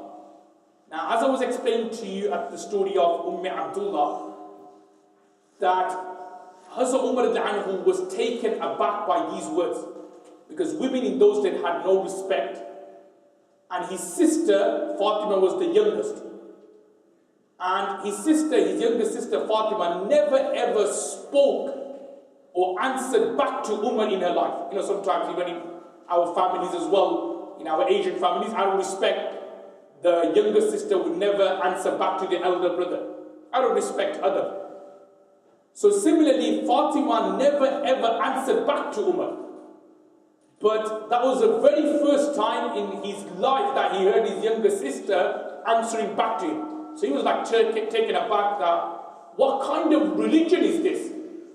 That it has made women like Abdullah leave everything behind in Makkah, family, husbands, children, and migrate to Ethiopia. What kind of religion is this that my younger sister, Fatima, is answering back to me? What kind of religion is this that the young and the old and the men and the women in Makkah are being persecuted and are being tortured? Again, the story of his slave girl that he beat her up, so badly. Even then, she did not stop and did not, say, for example, leave the religion. What kind of religion is this? So Umar radiallahu anhu said to his sister Fatima, he apologized, and he said to Fatima that, can I have a look at your scripture? Can I have a look at what you were reading? So Fatima said to Umar radiallahu anhu that, I'm not going to allow you to touch it unless you have a ghusl.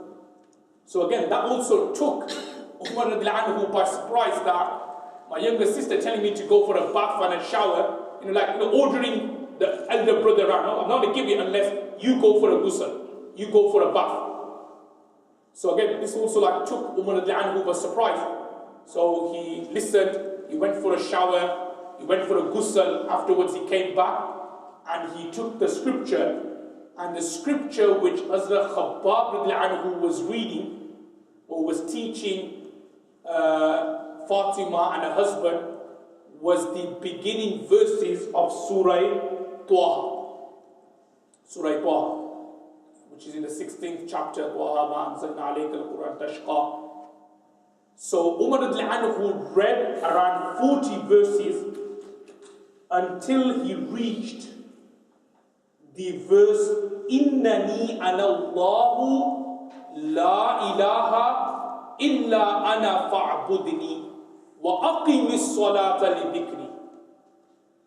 So when he reached that verse where Allah subhanahu wa ta'ala says to Musa alayhi salam, Surah Taha is a surah or chapter about Musa alayhi salam and his conversation with Allah subhanahu wa ta'ala.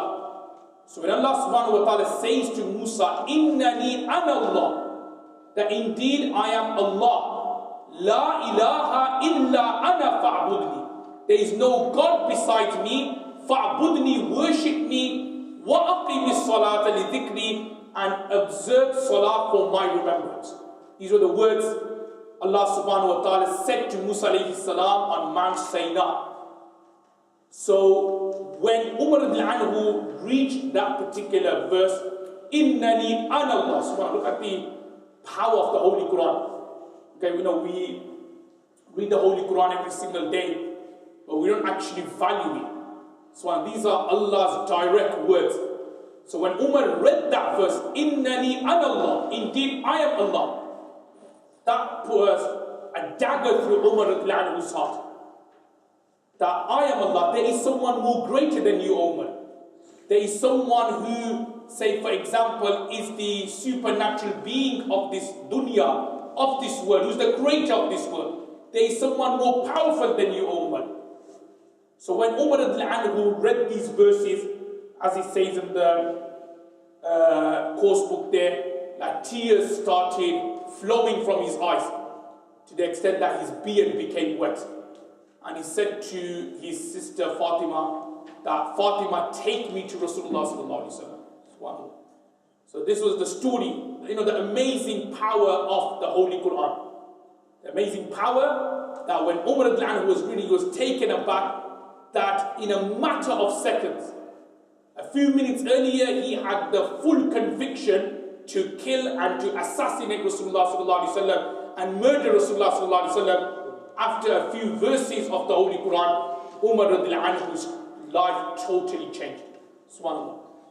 And I'll explain something to you, brothers, that, tawbah or repentance, it's accepted when you are about to fall. When you are in the midst of committing the sin, that's when Allah accepts tawbah. Subhanallah. Allah don't get the idea all the time that, oh, I pray all the time, why isn't my tawbah accepted?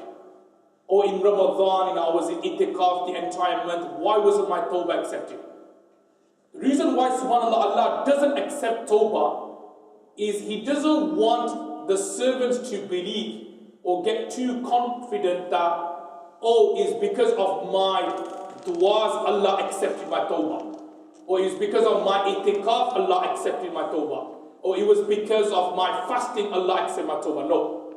Do you know when Allah saves you, when Allah accepts your tawbah, is when you are on the brink of committing the sin. That's when Allah accepts tawbah. A very famous hadith of Sunan al-Tirmidhi of a person called Zulkif. He lived from the Banu Israel. So Zulkif was about to commit zina with a woman. And the hadith quite clearly explains that he was on top of the woman.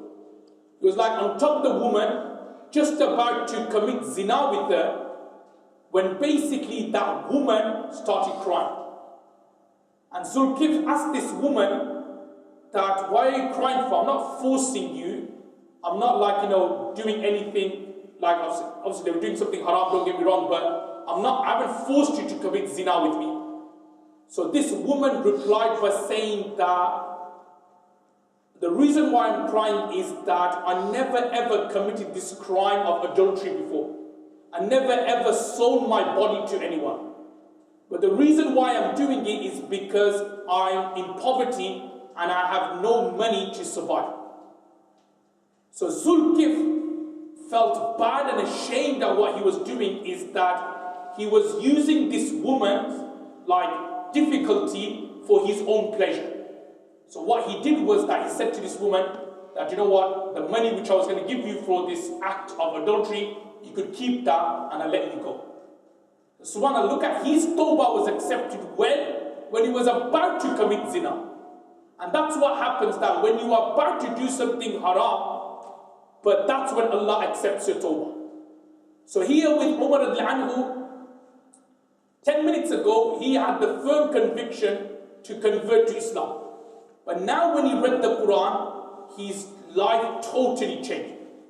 10 minutes ago, there was just darkness in his life.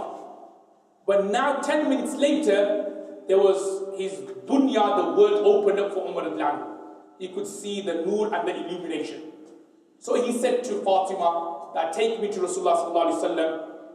When Umar anhu said these words, Hazrat Khabbab anhu, Hazrat Khabbab, the teacher, he was hiding when he heard Umar anhu knocking on the door. He then came out of his hiding place and he said to Umar anhu that, oh Umar, this is because of the dua Rasulullah sallallahu alaihi wasallam made.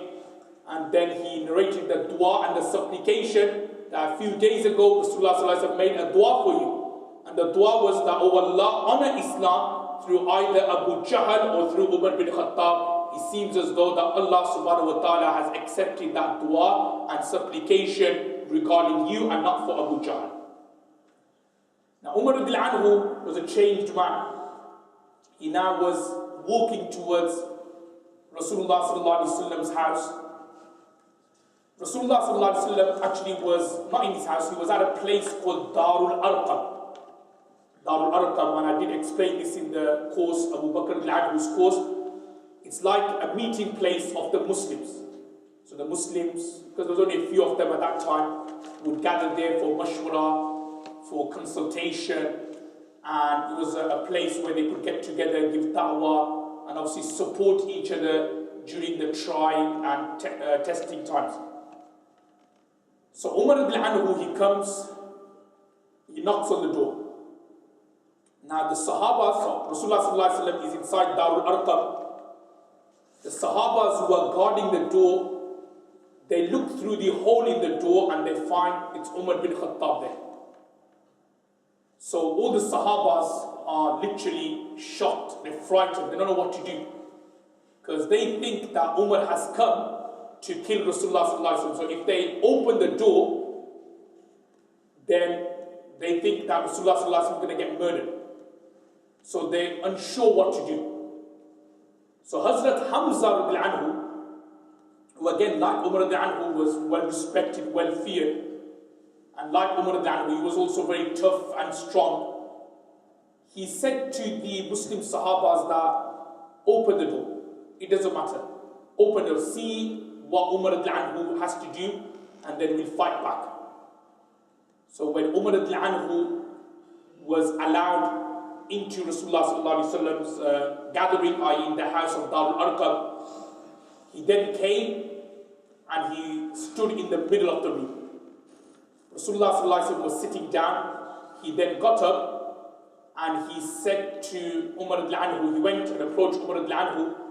He got him by his beard and he shook his beard. And he said to Umar anhu, why are you here for? So Umar anhu said that, O Muhammad, O Messenger of Allah, I'm here to convert and accept Islam. SubhanAllah. As soon as Umar anhu said these words, takbir was then recited from Darul Arqam. And he goes on to explain that it was such loud takbir which was said by the companions that the valleys of Makkah reverberated with the sounds of takbir. SubhanAllah. That was how great and how excited and how happy and cheerful the Sahabas were when they heard those words of Umar anhu that I want to become a Muslim, I want to accept Islam. That was the moment when everything opened up for the weak Muslims of Makkah. before they were being persecuted, before they couldn't walk on the road without someone doing something to them. Now they had two great leaders. One was Hazrat Hamza anhu, which he should not be forgotten. He was also well respected and he was also well feared as well by the people of Makkah and by the Quraysh. And the other one was Hazrat Umar anhu. So Umar anhu's conversion to Islam opened everything up for the Muslims. The Sahabas were now felt much better. Their life before Umar anhu in a way was like hell. But because of the yaqeen and certainty of Iman they had, they were willing to sacrifice the torture and the pain for the sake of Islam. But now after the conversion of Umar anhu, they knew that their life in Makkah would become better. So it was a great, it was a momentous day. When you look through history of Islam, you can't underestimate this day of Umar anhu converting to Islam. It's not as powerful as, say,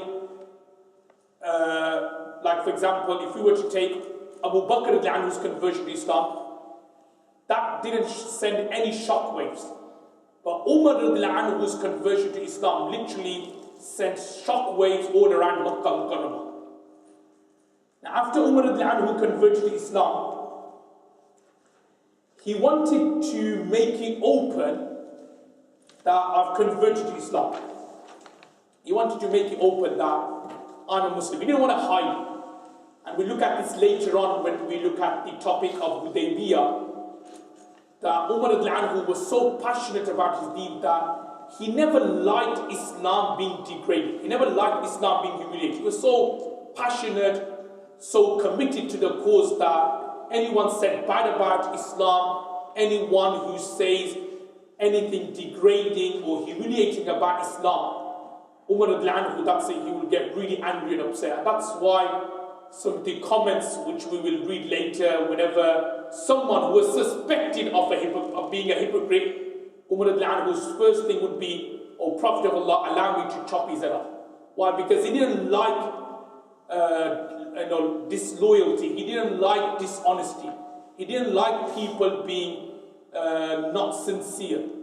So similarly, Umar anhu, his conversion to Islam sent shockwaves around everyone, and he wanted to make it open and clear that he was a Muslim.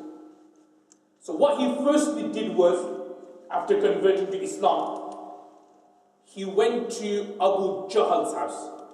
Abu Jahl, the uncle of Rasulullah sallallahu alaihi wasallam, who Rasulullah sallallahu alaihi wasallam also made a dua and supplication for, either honor Islam through Umar or through Abu Jahl. So Umar anhu went to Abu Jahl's house. He knocked on his door and he told him that I have converted to Islam. So Abu Jahl was trying to convince Umar anhu, don't do that, don't convert to Islam, stay with us. But Umar anhu was having none of it. He went to another mushrik's house, knocked on his door, and he said that I've converted to Islam. So again, that other mushrik was trying to convince Umar anhu that not to basically convert to Islam, but Umar said, I've changed my mind, I am now a believer, I am now a Muslim. Now somebody suggested to Umar anhu that, do you know the way you're doing it, knocking on everyone's house and saying you converted to Islam, you're not having an impact on anyone. Say if you were to somebody did something and you want to advertise it, you go and knock on somebody's door, everyone's door, it doesn't have the same impact. What you need to do is that you need to say it in front of everyone. You need to say in front of everyone. That's why when we make announcements, we make announcements in Jummah in front of everyone. So it has an effect. If you just go individually, knock on somebody's door or phone them individually, it doesn't have the same effect. So somebody suggested to Umar anhu that you want to tell everyone you've converted to Islam.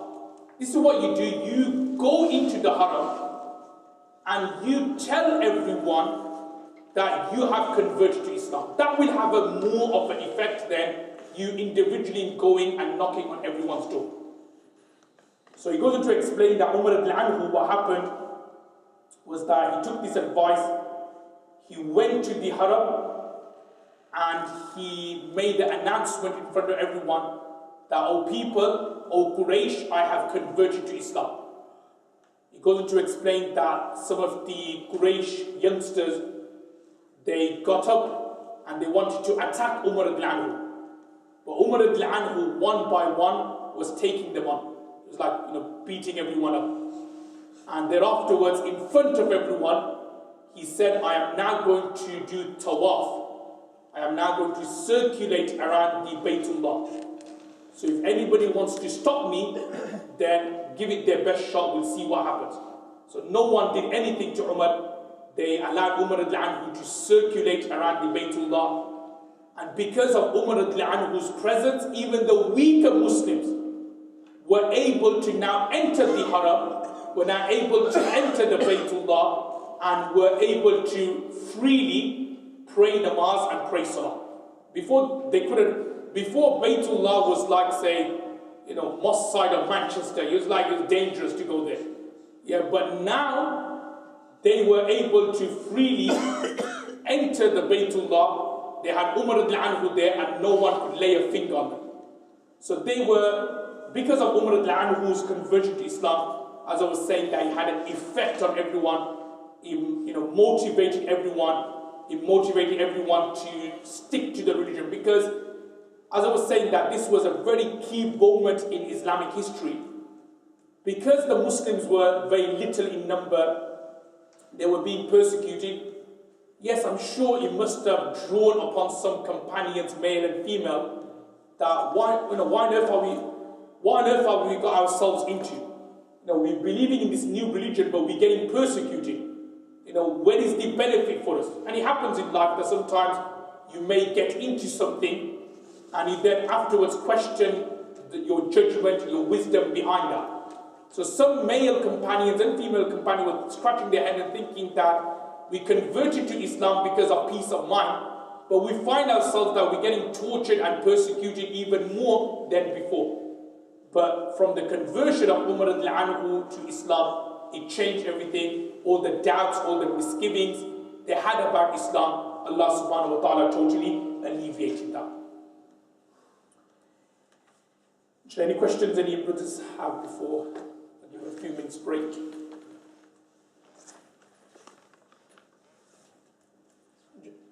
Yeah, so you were saying that obviously Umar, he never actually beat his sister, so he never went to the house and actually beat his sister. It was all kind of a, she was he was in a rage. He was beating his brother-in-law, and then she kind of probably tried to interfere. He kind of probably just knocked her away. That kind of thing, yeah. Just slightly different, because you were saying at that time the culture was that obviously they had that honour and respect for women. But for slave wars, it's slightly different. Because he used to beat his slave girl, was it like in terms of his family? Because it was the honour of the women within the family compared to the... Yeah, that would be the answer, because slave girls, remember, because the women had no respect. Think of slave girls to be like objects. Slaves and slave girls, they were treated like objects, because obviously you can buy and sell them. So same way, like this is an object, like this bottle of water, same way you throw it from one place to another, or a pen, you throw it from one place to another. So have that in mind that slave girls were treated literally like objects, like, your bottles of water and so on. So they had no rights at all. So even animals had more rights than them, because the animals, horses, because they can be used for battles, they were looked after more than, say, slave girls or slaves.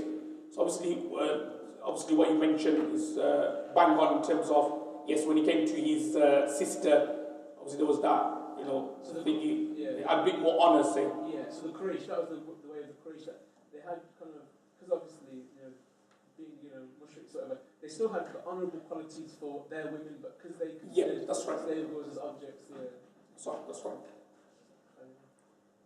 Any other questions? Okay, we'll have a 7-8 minutes break, so we'll start again 11:45. We'll start the second session until Salatul Dhuhr. Bismillah ar-Rahman ar-Rahim. Nahmaduhu wa nusalli ala rasulihil kareem. Amma ba'd. A'udhu billahi minash shaitanir rajeem. Bismillah ar-Rahman ar-Rahim. We're now going to move on with the next part of the course handbook, page 6, where we will look at the subtitle regarding migration of the Muslims from Makkah Mukarramah to Medina Munawwara.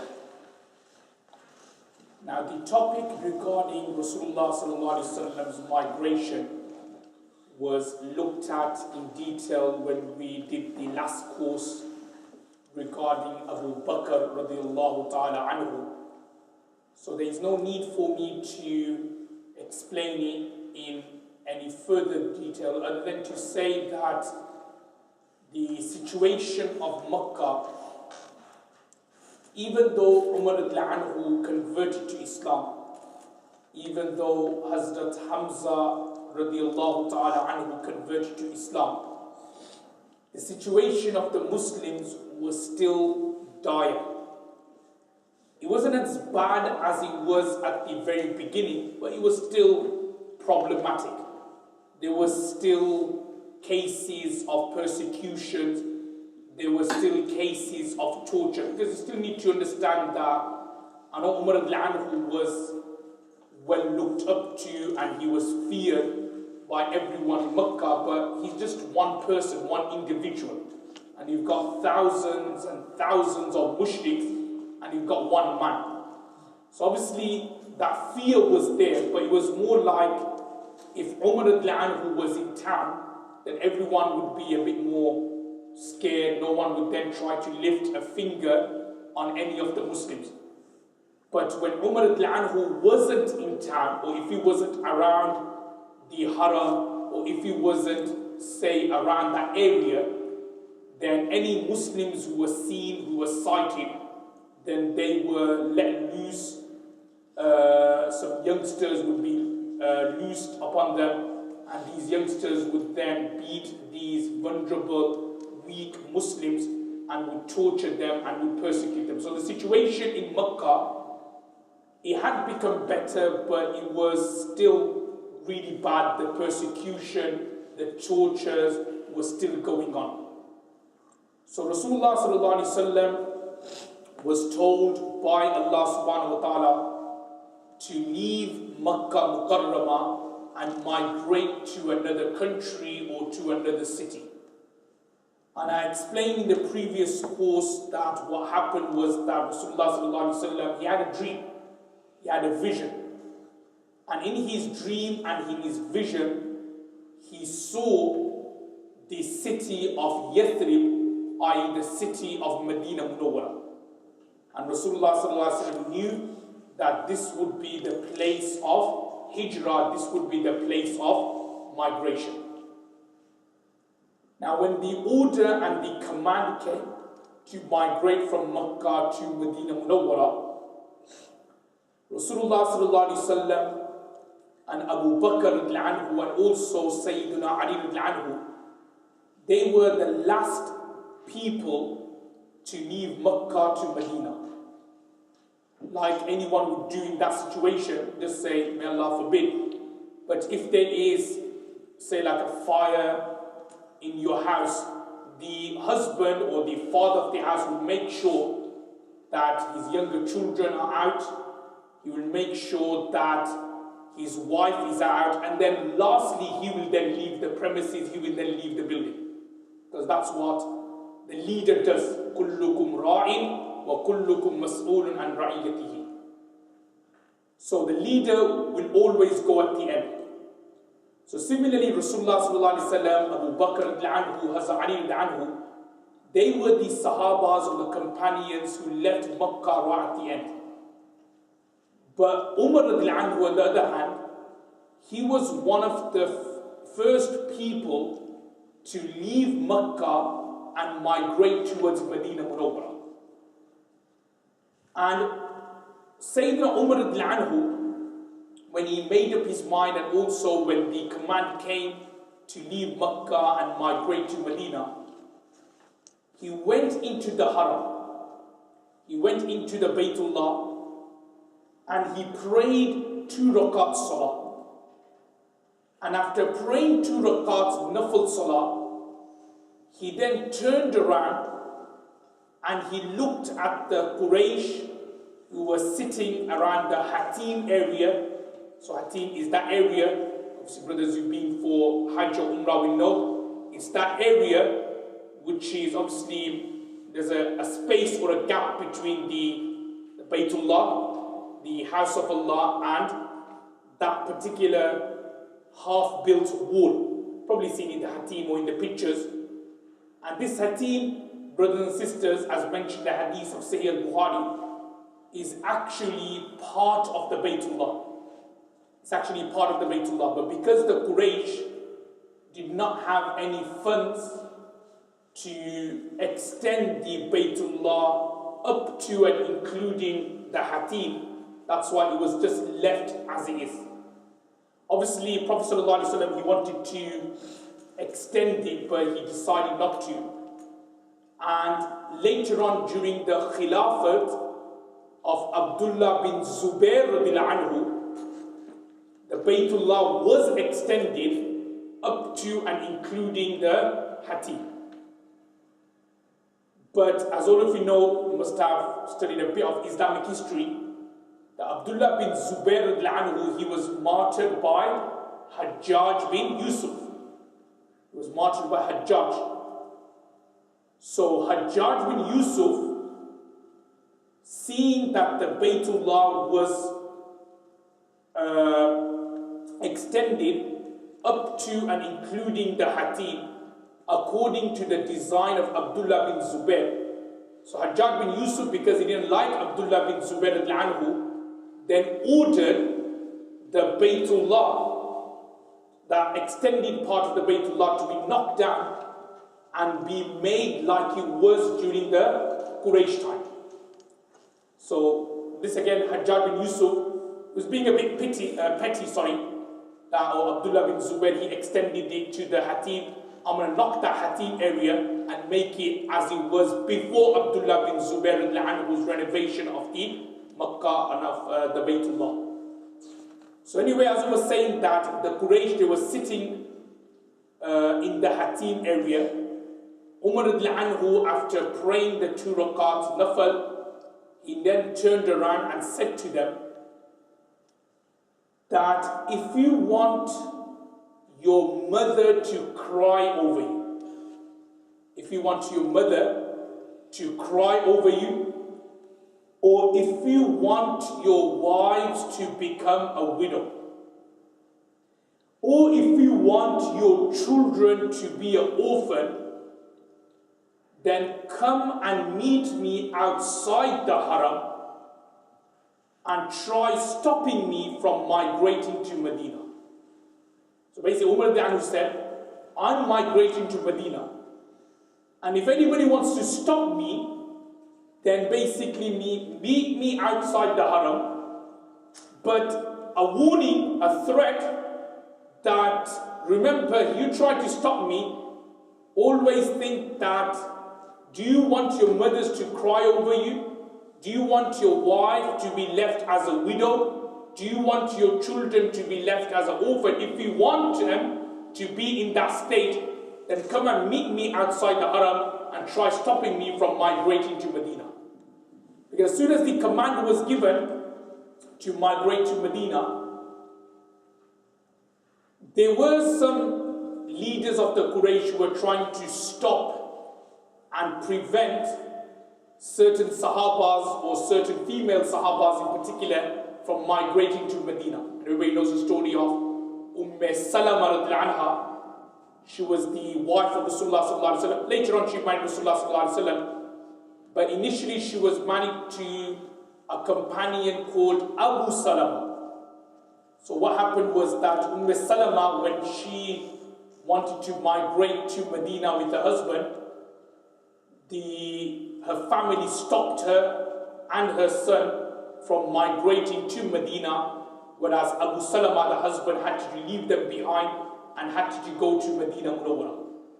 So as I was explaining, that people were migrating, but at the same time they were stopped and bullied into not migrating. So Umar who was saying to the Quraysh that if anybody wants to stop me, then meet me, we'll have a fight, and I will guarantee you that you will not leave alive. In other words, your children will be left as an orphan, your wife will be left as a widow, and also on top of that, your mother would cry over you. So as soon as that threat was made to the Quraysh, no one dared to step outside the Haram and meet Umar bin Khattab radiallahu anhu in a fight. And Umar radiallahu anhu then made his way towards Medina Munawwara. But Umar radiallahu anhu, he was also very, very clever. Because if he wanted, he could have easily just migrated to Medina himself. Because no one's going to do anything with him. So he used this to his advantage. And what he did was that not only he migrated to Medina Munawwara himself, he also took with him an additional 30 to 40 companions. Because Umar radiallahu anhu knew that when I'm around, the Quraysh don't do anything. They're not going to lay a finger on me or on any of the Muslims. So the 30 to 40 vulnerable Muslims who Umar radiallahu anhu knew that these 30 or 40 want to migrate, but they're the ones who are more at risk in being stopped by their family members in Makkah, he chose them 30 or 40 of them to migrate with him. So subhanAllah, this was Hazrat Umar al-Anhu's, we look at this word later, firasat. Firasat basically means it's insight. That he knew that when I'm there, no one messes around with me. He also knew that when I'm there and other Muslims are there, no one messes around with the other Muslims. So he used that to his advantage, and what he did was that when he migrated to Medina Munawwara, he took 30 and 40 other Muslims with him. But he didn't take the 30 and the 40 who say, for example, Umar who knew that they will have no problems in leaving Makkah and going to Medina. He took those 30 and 40 who he knew were more at risk in terms of their family would stop them from migrating to Medina. Subhanallah, that's what we call firasat and wisdom. If it was us, yeah, we probably will decide to take 30 or 40, but we'll just take 30 or 40 or dolls or something like that, we'll just take them to Medina. But he took those who were more at risk and more vulnerable, and he took them to Medina Munawwara. So that was Sayyidina Umar radiallahu anhu's migration and hijrah to Medina Munawwara. Now moving along to the next part of Umar radiallahu anhu's life, before we move on to page 6 and Abu Bakr radiallahu anhu's khilafat. Just a few things I want to mention about Umar al-Anhu regarding his understanding, his knowledge, regarding his manners, regarding his akhlaq, and regarding his characteristics. And the first point which I want to mention about Umar al-Anhu, which is on the slide in front of you, is regarding Umar al-Anhu's views or his insight being in harmony or coinciding with the Holy Quran. Now there's a very famous hadith which can be found in Sunan al-Tirmidhi, that, and also in Sahih al-Bukhari and Sahih Muslim as well, that Rasulullah sallallahu alaihi wasallam once said that if there were muhdathun in my ummah. And what does muhdathun mean? Muhdathun basically means that if there were people who were being inspired by Allah subhanahu wa ta'ala, فَإِنْ يَكُوا فِي أُمَّتِي أَحَدٌ, and if there was anyone from my ummah, فَإِنَّهُ Umar, it would surely be Sayyidina Umar bin Khattab radiyallahu ta'ala anhu. Now what is muhdathun? Let me just explain that term again. Muhdathun means people who are inspired. Now there's a couple of words here to discuss. One is what we call wahi, and wahi is that which is given to a prophet or to a messenger. And it's what we call direct messages or communications from Allah to Rasulullah sallallahu alaihi wasallam via Sayyiduna Jibreel alayhi salatu wassalam, and we call that, brothers and sisters, wahi. Then there's another word which is called ilham. And ilham basically means inspiration. Getting inspiration from Allah subhanahu wa ta'ala. And I'm sure every one of us, brothers and sisters, must have, in your life, must have been an occasion where something must have come into your heart. Like, it must have been a decision. It must have been a new scheme, a new initiative. And you thought to yourself, you know what, this is a very good idea. And you said Bismillah and you started it, and Alhamdulillah, it's been a success. It could be anything, it could be business even, like you got this thing in your heart that, okay, let me start a business here. You said Bismillah, you did Salatul Istikhara, Salatul Hajjah, you started your business, and it's been a great success ever since. Now that initial feeling you got in your heart, that is called ilham, inspiration from Allah subhanahu wa ta'ala. And it goes on to explain that if anyone truly and properly was a muhdath, was someone who gets inspiration, then that person surely would be Umar bin Khattab al-Anhu. And what I'm trying to explain, brothers, and what I mean by this particular paragraph here, is that there were occasions when Umar al-Anhu, he had some intentions, or he wanted a certain rule. And within a matter of seconds, a verse would be revealed to Rasulullah sallallahu alaihi wasallam, and that verse would be in accordance to what Umar al-Anhu wanted and what Umar al-Anhu desired. That's what we mean by muhdathun. Subhanallah. Now, this is something amazing because Quran is revealed according to what Allah wants and according to what Prophet sallallahu alaihi wasallam wants. But look at Umar Anhu's amazing quality, that certain verses were being revealed by Allah according to what Hazrat Umar Anhu wanted, even though he wasn't a Nabi. Because Quran is revealed according to the desires of Allah and according to the desires of Rasulullah sallallahu alaihi wasallam, not according to the desires of a Ghair Nabi, someone who is not a messenger, someone who is not a Rasul. But Umar Anhu's amazing quality was that even though he was not a messenger, Quranic verses were revealed according to his desires and according to what he wanted.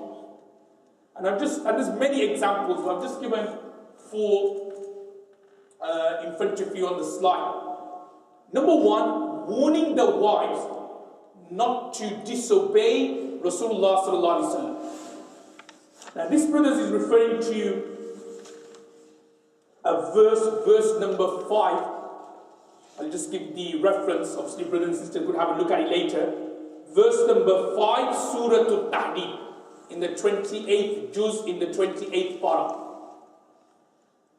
And basically, in this particular verse, what happened was, there was a moment in Rasulullah sallallahu alaihi wasallam's time when Rasulullah sallallahu alaihi wasallam was angry with his wives. Why was he angry? Because some of the wives were asking for too much allowance, nafqa, and maintenance from Rasulullah sallallahu alaihi wasallam. I mentioned this in the marriage course we had last year, that when a man gets married, automatically he has some rights which he has to fulfill regarding his wife. And one of them is maintenance, or nafqa, allowance. So the wives of Rasulullah sallallahu alaihi wasallam were asking too much money and nafqa and maintenance from Prophet sallallahu alaihi wasallam. They actually complained and they were saying that we are the wives of Rasulullah sallallahu alaihi wasallam, but look at us, we're wearing rags, our house is always empty of food, our houses are all broken, whereas the wives of the kings of Persia, the wives of the kings of Sham, the wives of the kings of Rome, they living a life of peace and content and in extravagance and in a flashy way. We want to be like them. So Rasulullah sallallahu alaihi wasallam became upset with his wife, and for 1 month he did a separation period. He separated from his wife. He didn't give them talaq, he didn't give them divorce, but what happened was that he just separated from them. And sometimes it could be a good idea sometimes where husband and wife, they're not getting along together, that the husband doesn't divorce his wife, but they kind of separate for a few weeks. And then hopefully in that way, sometimes the separation period does actually, you then think about your marriage, and sometimes it does help, and you then think, oh, do you know what, I really miss my wife, I want to take her back. And then in that way, sometimes it does work in the marriage. So Rasulullah sallallahu alaihi wasallam separated from his wife for a month. Now basically when Umar anhu found out, he was really angry with the wives of Rasulullah sallallahu alaihi wasallam. And in particular, he was angry with his daughter, Hazrat Hafsa. Hafsa radiallahu anha was the wife also of Rasulullah sallallahu alaihi wasallam. So he was kind of angry with her. He was warning her, Asa Rabbuhu in tallaqakunna, that perhaps what would happen is that Prophet sallallahu alaihi wasallam may divorce you and will marry somebody else. So that was like the desire, that was like the message Hazrat Umar anhu gave to his daughter Hafsa and to the other wives, that look, if you don't calm down on your demands regarding your demands to Prophet sallallahu alaihi wasallam regarding the nafqa and the maintenance, then what would happen is that Allah subhanahu wa ta'ala will tell Rasulullah sallallahu alaihi wasallam to divorce you, and he will then marry other women who are more not practicing, but who are more obedient to their husbands.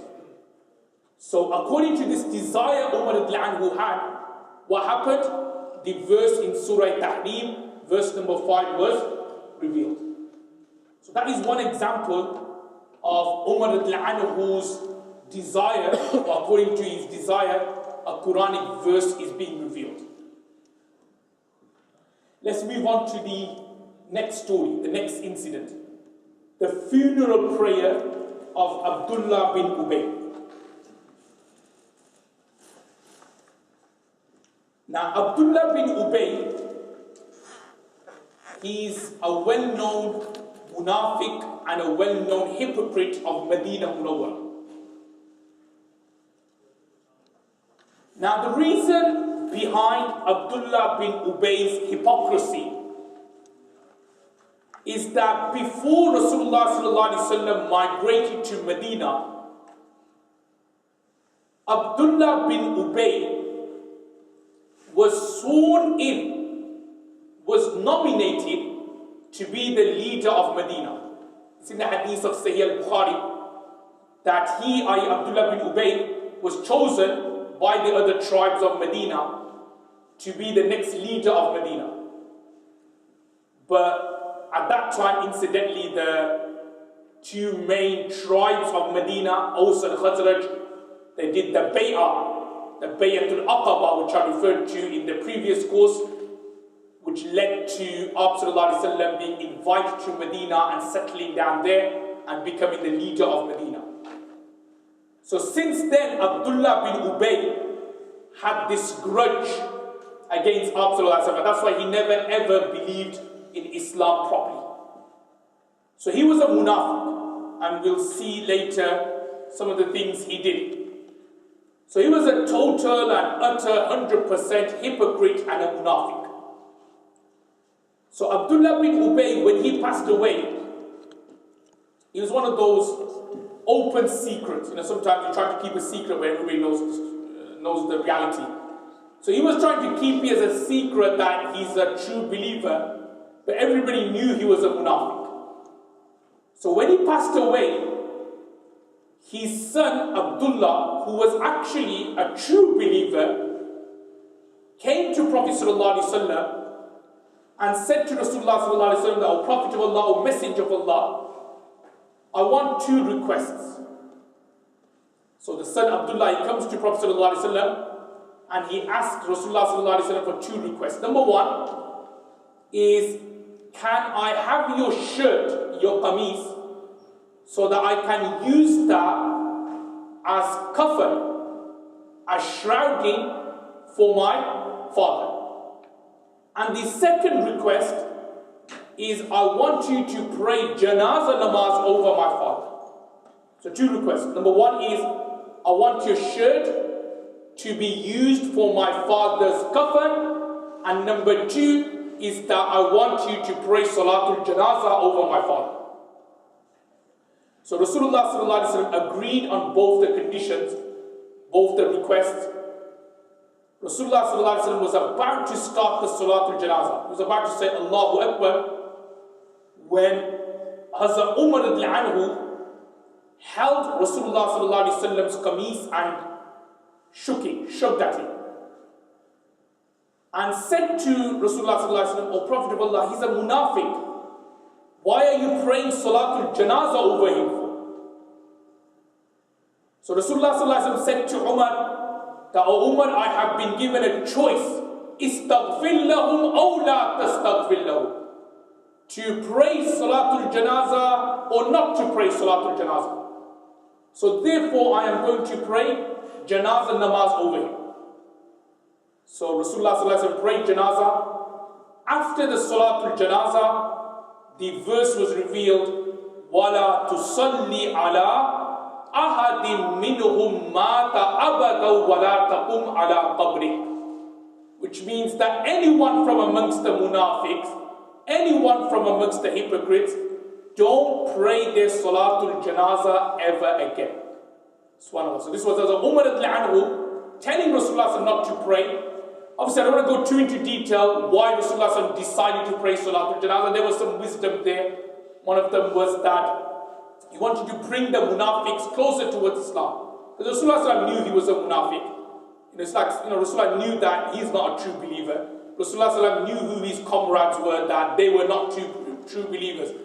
But Rasulullah wanted to pray salatul janazah to show them that, look, even though I know you're a munafiq, even though I know you're a hypocrite, even though I know that for years and years you've been plotting against Islam, you plotted against us in Uhud, you plotted against us for Fateh Makkah, you plotted against us in Banu Mustalaq, you plotted against us for Khandaq. Even though Rasulullah knew everything, he wanted to give them a chance that if I was to pray Salatul Janazah, look what I'm doing for you.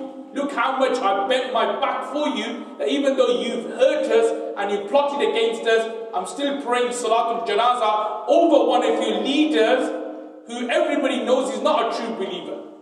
So he may even touch the hearts of the munafiqs and he may open them up and they may come closer towards Islam. So there was wisdom why Abdullah did that, but Hazrat Umar anhu was quite clear saying, no, don't pray Salatul Janazah.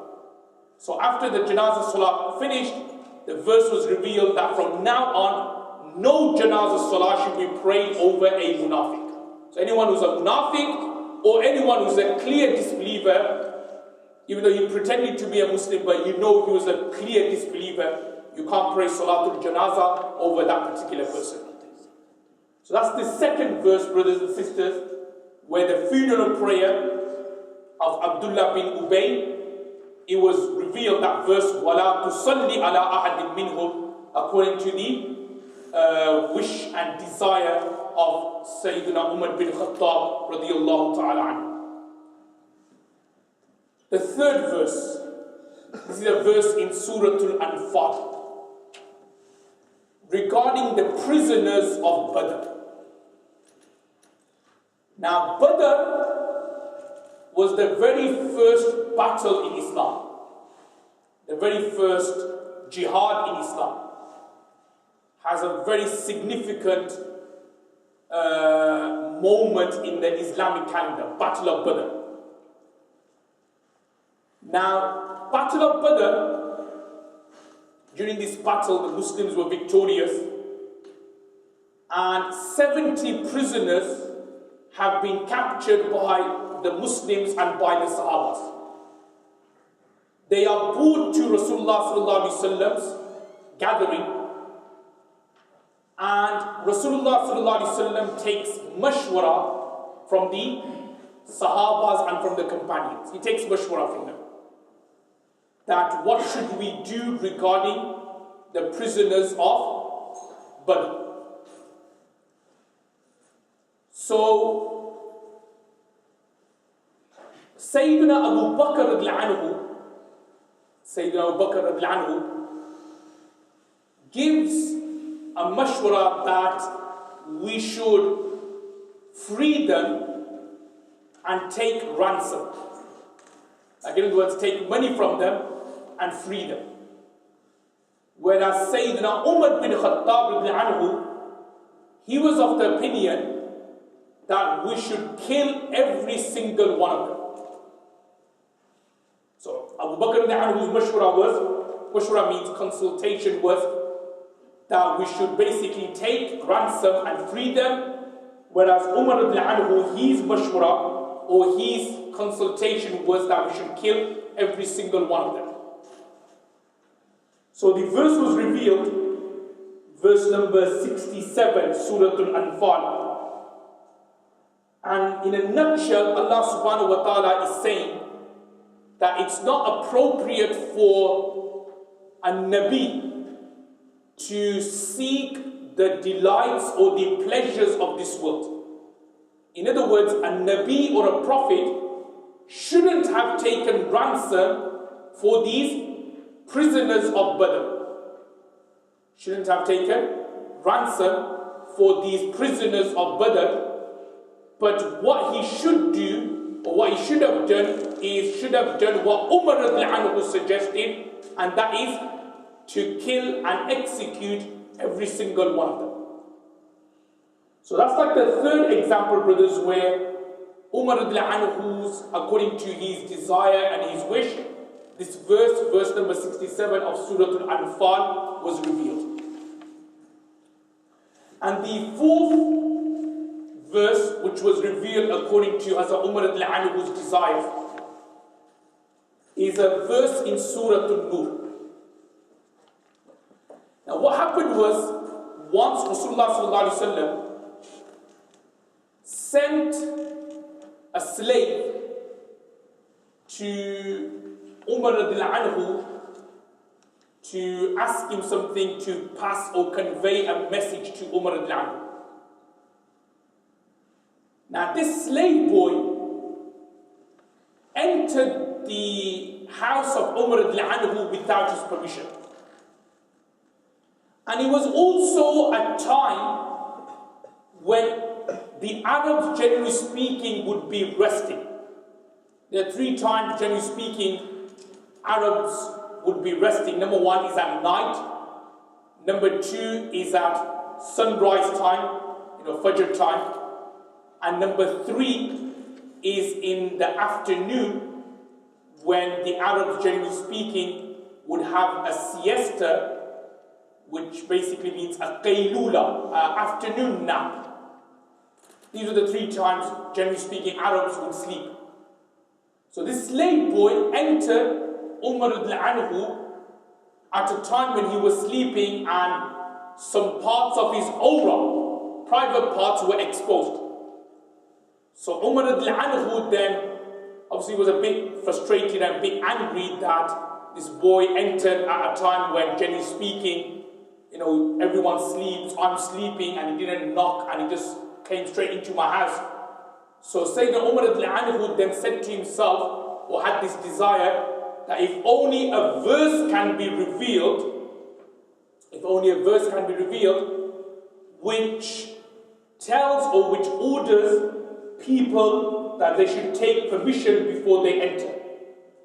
So verse number 58 of Surah An-Nur was revealed. Verse 58 of Surah An-Nur in the 18th juz, where basically he explains that your slave boys, slave girls, whoever, they need to take permission from you at 3 times. Min qabli salat al-fajr wa hina tada'una thiyabakum min al-zahira, i.e. afternoon time, midday, and lastly, وَمِن بَعْدِ صَلَاةِ الْإِشَاءِ, and at night when everybody goes to sleep. So these are the 3 times when they should take permission from the person in the room, from the member of the household, that before they enter that room. Why? Because these are the 3 times when people are resting, and there is that danger that their aura and their satar and their nakedness may be exposed. So there's many examples, brothers and sisters, but these are 4 which I mentioned, which indicates towards Umar al-Anhu's certain verses of the Quran being revealed according to his wish and according to his desires.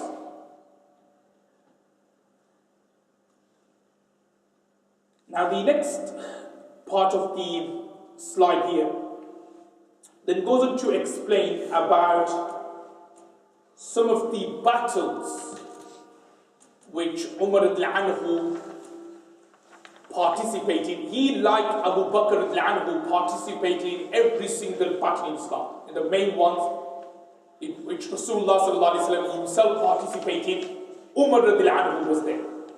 So whether it's Badr, whether it's Uhud, whether it's Khandaq, whether it's Banu Mustala, whether it's Fateh Makkah, conquest of Makkah, whether it's Khaybar, 7th Hijri, whether it's Tabuk, the main ones, Umar al-Anhu was always there, hand in hand, standing side by side with Rasulullah sallallahu alaihi wasallam.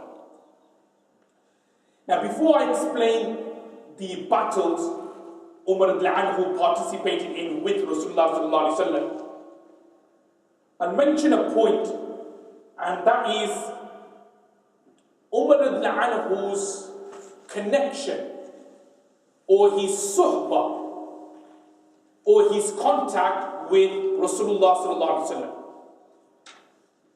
Now, the reason I'm saying this because Umar al-Anhu, when he converted to Islam, he didn't need any protection. Like, in other words, he was the most feared in Makkah, so he didn't need any kind of protection from anyone. Not only that, but Umar al-Anhu, he was literate. In other words, he was able to read and write, whereas Rasulullah sallallahu alaihi wasallam was not able to read and write. Umar al-Anhu was big and strong. Rasulullah sallallahu alaihi wasallam wasn't as big and towering as Umar al-Anhu. Now you may be thinking that Umar al-Anhu at that time may be scratching himself, scratching his head and thinking, you know what? I don't actually need Prophet sallallahu alaihi wasallam, do I? I could look after myself. I know how to read and write. I'm more stronger. I don't actually need Prophet sallallahu alaihi wasallam's guidance. I'm a Muslim, that's fine. I'll enter paradise, but I don't actually need to be in contact with Rasulullah sallallahu alaihi wasallam as much because I've got my own business. I'm getting paid. I've got my family to support me. I don't actually need anything from Prophet sallallahu alaihi wasallam. But no, Umar al-Anhu was a total opposite. Even though he knew how to read and write, even though he had a lot of contacts in Makkah, even though he was well feared by everyone in Makkah, he never, ever, never gave up the opportunity to be in the company of Rasulullah sallallahu alaihi wasallam. And what I want to explain to the brothers and sisters here is the importance of what we call suhbah and the importance of connection with the shuyukhs and with the teachers. Very, very important. I think there's a poster or something up, or I think it was on the laptop, about Sheikh Google and Ask the Imam and so on. So I think, a very good example here is that the service which the masjid is providing, that, you've got Imam Sahib here, you've got your local Imams, your local Ulamas. So if you have any questions, you need to ask your local Imam. You need to have that connection with your local Imam. You need to have that connection with the local Ulamas. Ask them the maslas, ask them your problems.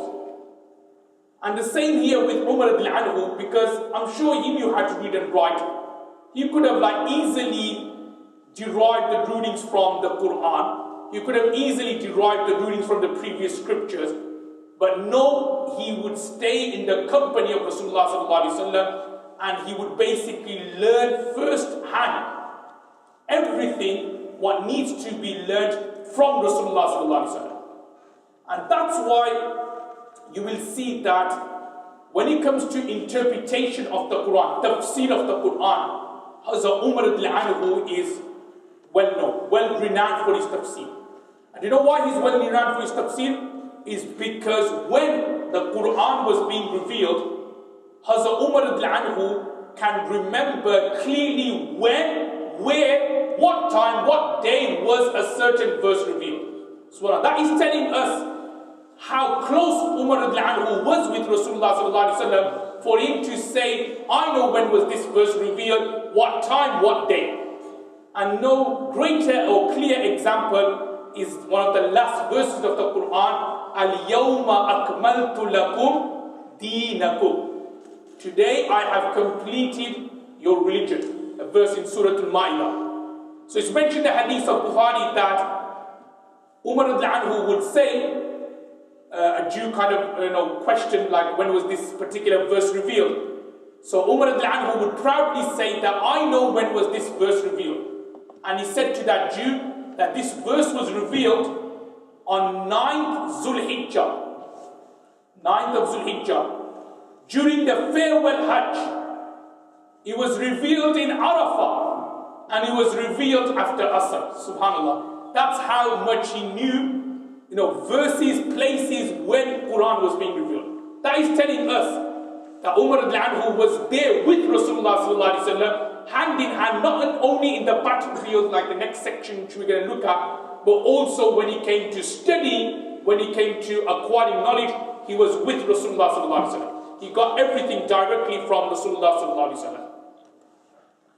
Now I'll explain later, because you may, brothers and sisters, may be thinking that, okay, if Umar anhu had so much knowledge of Quran and tafsir, why don't we actually find many narrations of Umar anhu in the books of hadith? When you open the books of hadith, you find mainly hadiths from Abu Hurairah, as Aisha, Ibn Abbas, Ibn Umar. You get Umar anhu's hadiths, but it's not as much.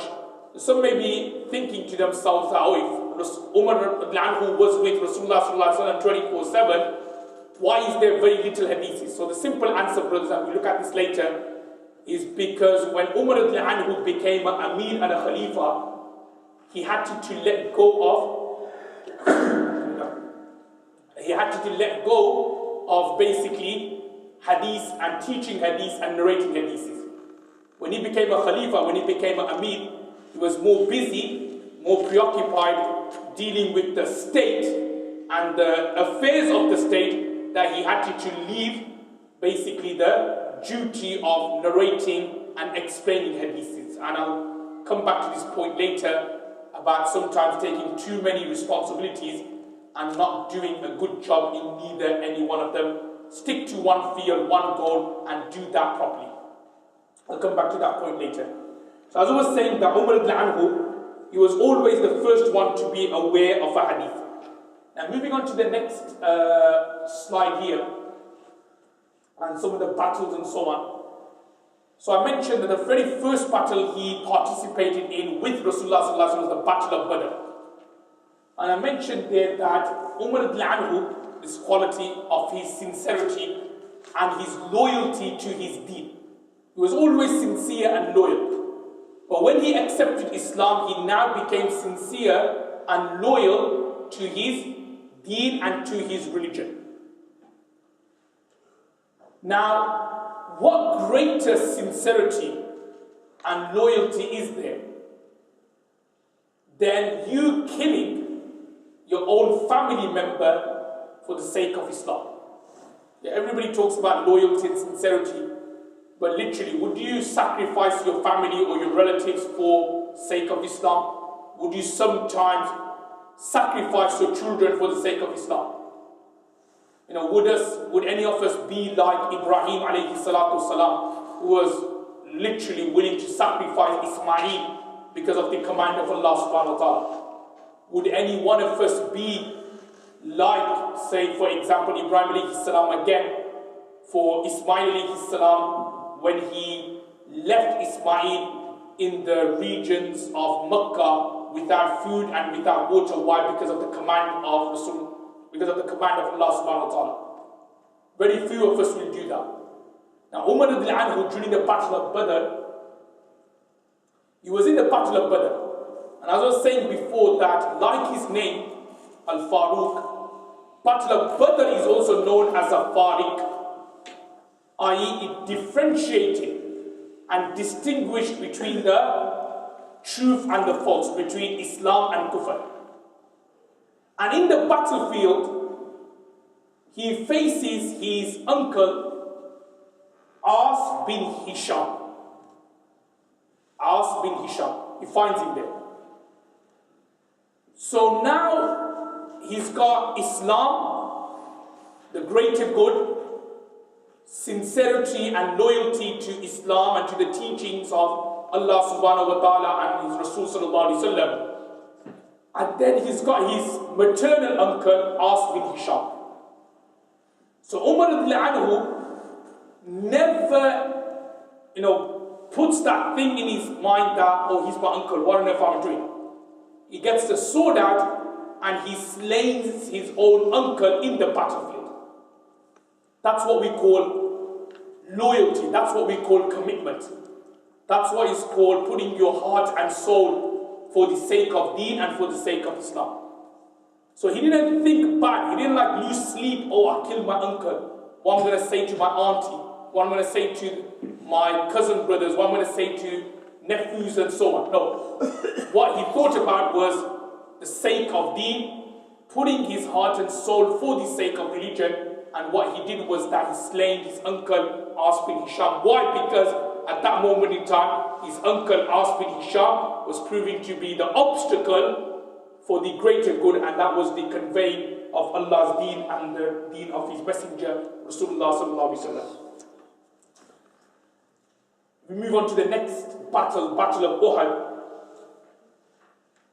So again, I explained in the previous course regarding Abu Bakr al-Anhu about the Battle of Uhud.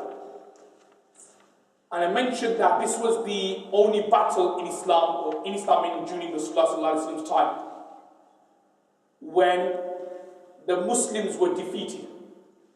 And I explained in the previous course why and how were the Muslims defeated, bearing in mind Al-Islamu ya'lu wa la yu'la, that Islam will always remain high and it will never be overpowered or defeated. So I mentioned because the archers had left their spot, it led to the Muslims being defeated by the mushriks of Makkah. Now there is one incident which I thought I'll just mention about the Battle of Uhud, which was linked with Umar anhu. And I mentioned this right at the beginning of the course, that because Umar anhu met or used to meet a lot of people, he had what we call powerful words. He was very articulate, and some of his words were such that literally it will, the same way he himself, his aura and his features kind of struck fear into people's hearts. Similarly, Umar anhu, his words were also very powerful that it affected people's hearts. And there's actually a story here. I've just mentioned it briefly here, but I'll just obviously talk around the story.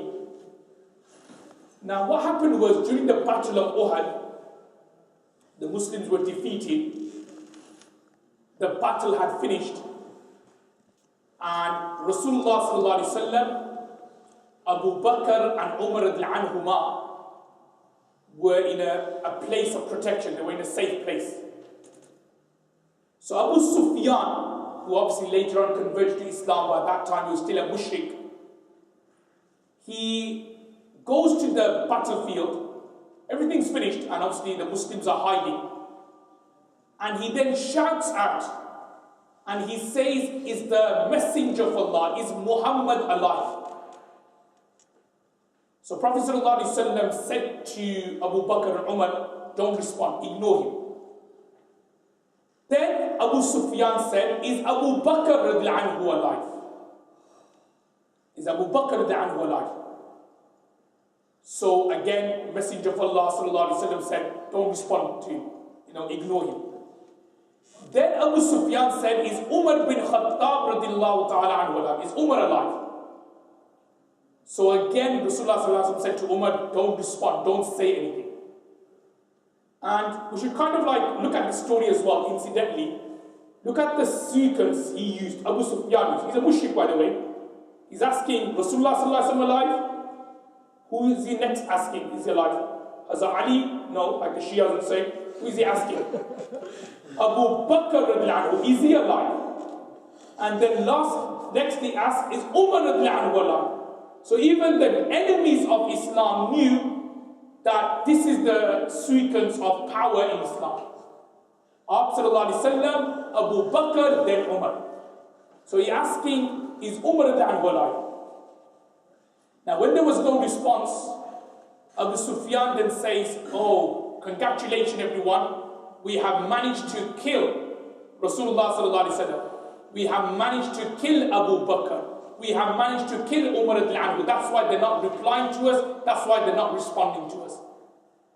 So Umar radiallahu anhu couldn't contain anything more, and he then responded, and he kind of said some words, humiliating words to Abu Sufyan, and he said that a time will come when Allah subhanahu wa ta'ala will humiliate you, and Allah subhanahu wa ta'ala will defeat all of you. So Umar radiallahu anhu responded, he said some other things as well. But what I'm trying to explain from here is that this was a moment during the Battle of Uhud, and the key point here, what we can derive from the Abu Sufyan's conversation, is that basically even he understood the sequence, how we should work in terms of Khilafat, that after Rasulullah sallallahu alaihi wasallam it's Abu Bakr and then Umar. The next battle, again, the Battle of Banu Mustalaq. We're not going to talk about the actual battle itself, because that's got to do more with Seerah and the life of Rasulullah sallallahu alaihi wasallam. But I mentioned this particular battle because this particular battle showed some taught, I should say, Umar radiallahu anhu some leadership qualities.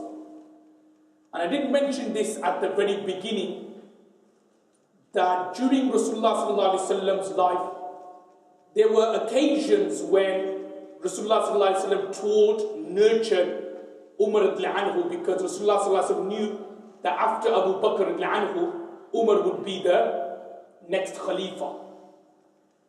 Now this was the very first, you could say, moment of a slight understanding of Umar radiallahu anhu's technique and his slight kind of picking into his aggressive nature. It's kind of like a gentleness approach Rasulullah sallallahu alaihi wasallam was trying to implement in Umar radiallahu anhu. Now let me explain the story. Now what happened, brothers and sisters, was during the Battle of Mustalaq, whilst the army were together, a Muhajir, and Muhajir brothers are those who migrated from Makkah to Medina, he kicked Ansari Sahabi. And when you say Ansari Sahabi, Ansars are the residents of Medina Munawwara. So Muhajir are those who migrated from Makkah to Medina. Sometimes it happens that there was an argument and a Muhajir Sahabi kicked out or lashed out at one of the Ansari Sahabas, one of the Ansari companions. Now after that happened, the Muhajir companions started calling his Muhajir friends. He started saying, come on, all the Muhajirs, come to my side, support me. And the Ansari companion was calling his Ansari companions and said, come to my side, come and support me. So basically, what happened was that Rasulullah sallallahu alaihi wasallam heard about this and he got upset that, look, what is this, tribalism? What is this muhajir and so on? What is this ta'assub? We are all Muslims at the end of the day. What is this like muhajir are this and so on and that? We are all together. There should be brotherhood, there should be ittihad, and there should be unity. Now it was during that time, there was a munafiq, Abdullah bin Ubay, whose janazah salah, Umar anhu quite clearly said to Prophet ﷺ not to pray. Abdullah bin Ubay, brothers and sisters, thought of this to be a very good opportunity to create some kind of disunity and discord. So what Abdullah bin Ubay, brothers and sisters, did was he started saying to the Ansars, look, it's your fault. Look what you guys done. You invited the Muhajirin to come to your city, and look what they've done here. They've gone against you, they're kind of like being big-headed. You gave them a place to live in Medina, you gave them food, you gave them wives, you gave them land, you gave them houses, and look what they're doing. So he used that to cause some kind of disunity and some kind of discord. And then he said a sentence which is in the Quran, in Surah Al-Munafiqeen, by the way. It's in that surah, where he said, لَيُخْرِجَنَّ الْأَعَزُّ مِنْهَا الْأَذَلُ, which means that the most honorable would expel the most degraded, adhal, the most humiliating. And what Abdullah bin Ubay was trying to say is that A'az is me, the most honorable, that I am going to expel and remove, Nauzubillah al-adhal, the most degraded, i.e. Prophet ﷺ from Medina. So he said that. So obviously he was relayed this information to Prophet ﷺ that this is what Abdullah bin Ubay said. And obviously, as Umar anhu, whenever he hears these kind of things where the Muslims are being degraded, where Islam is being degraded, and more importantly, when Prophet ﷺ is being hurt, when Prophet ﷺ is being abused, when Prophet ﷺ is being cursed, what happened? Umar anhu said to Abdullah bin Ubay, or said to Prophet ﷺ, O Prophet of Allah, allow me to chop his head off. So anyway, Rasulullah ﷺ said to Umar, like, no, we don't want to go to that extreme. We'll kind of forgive him. But one thing which Rasulullah ﷺ taught Umar anhu during that battle was, if you become a leader, you can't kill your own people. That's the thing. Even though how bad they may be, you can't kill your own. Because what will then happen is that no one would want to become a Muslim. What would then happen is that people would say, oh, Muhammad ﷺ is killing his own people. Why on earth should I convert to Islam? I may get killed. So that was the teachings of Rasulullah ﷺ to Umar anhu, that sometimes you need to weigh up the benefits and the harms. In other words, if we were to kill Abdullah bin Ubay, the munafiqeen definitely are going to go against us. And not only that, for future, no one would want to convert to Islam because they'll say the Prophet ﷺ has killed his own people. Remember, the people from outside don't know he's a munafiq or not. They think he's a Muslim. But people will kind of spread this rumor that Prophet ﷺ is kind of killing his own people. So because of that reason, Rasulullah ﷺ declined, did not kill Abdullah bin Ubay, but at the same time taught Hazrat Umar anhu that inshallah, when one day you will be the leader of the Muslims, you can't go around and start killing and fighting against your own people. And that's why, obviously brothers will remember, I don't want to go into too detail, is because of that reason, in the course of Abu Bakr anhu, I mentioned that Abu Bakr anhu had to deal with rebels. They refused to give zakat. So if the brothers and sisters remember from the course last time, that Abu Bakr that who wanted to go and wage war against these rebels, didn't he?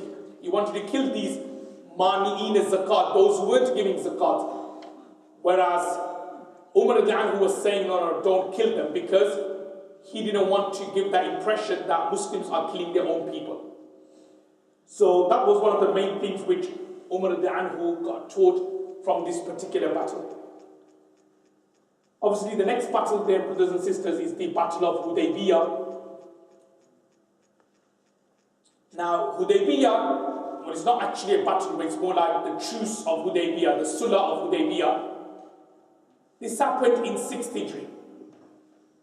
And I explained that I explained in the previous course that Rasulullah he had a dream that he was performing Umrah. So he, along with his companions, they left Medina, they went to Mecca.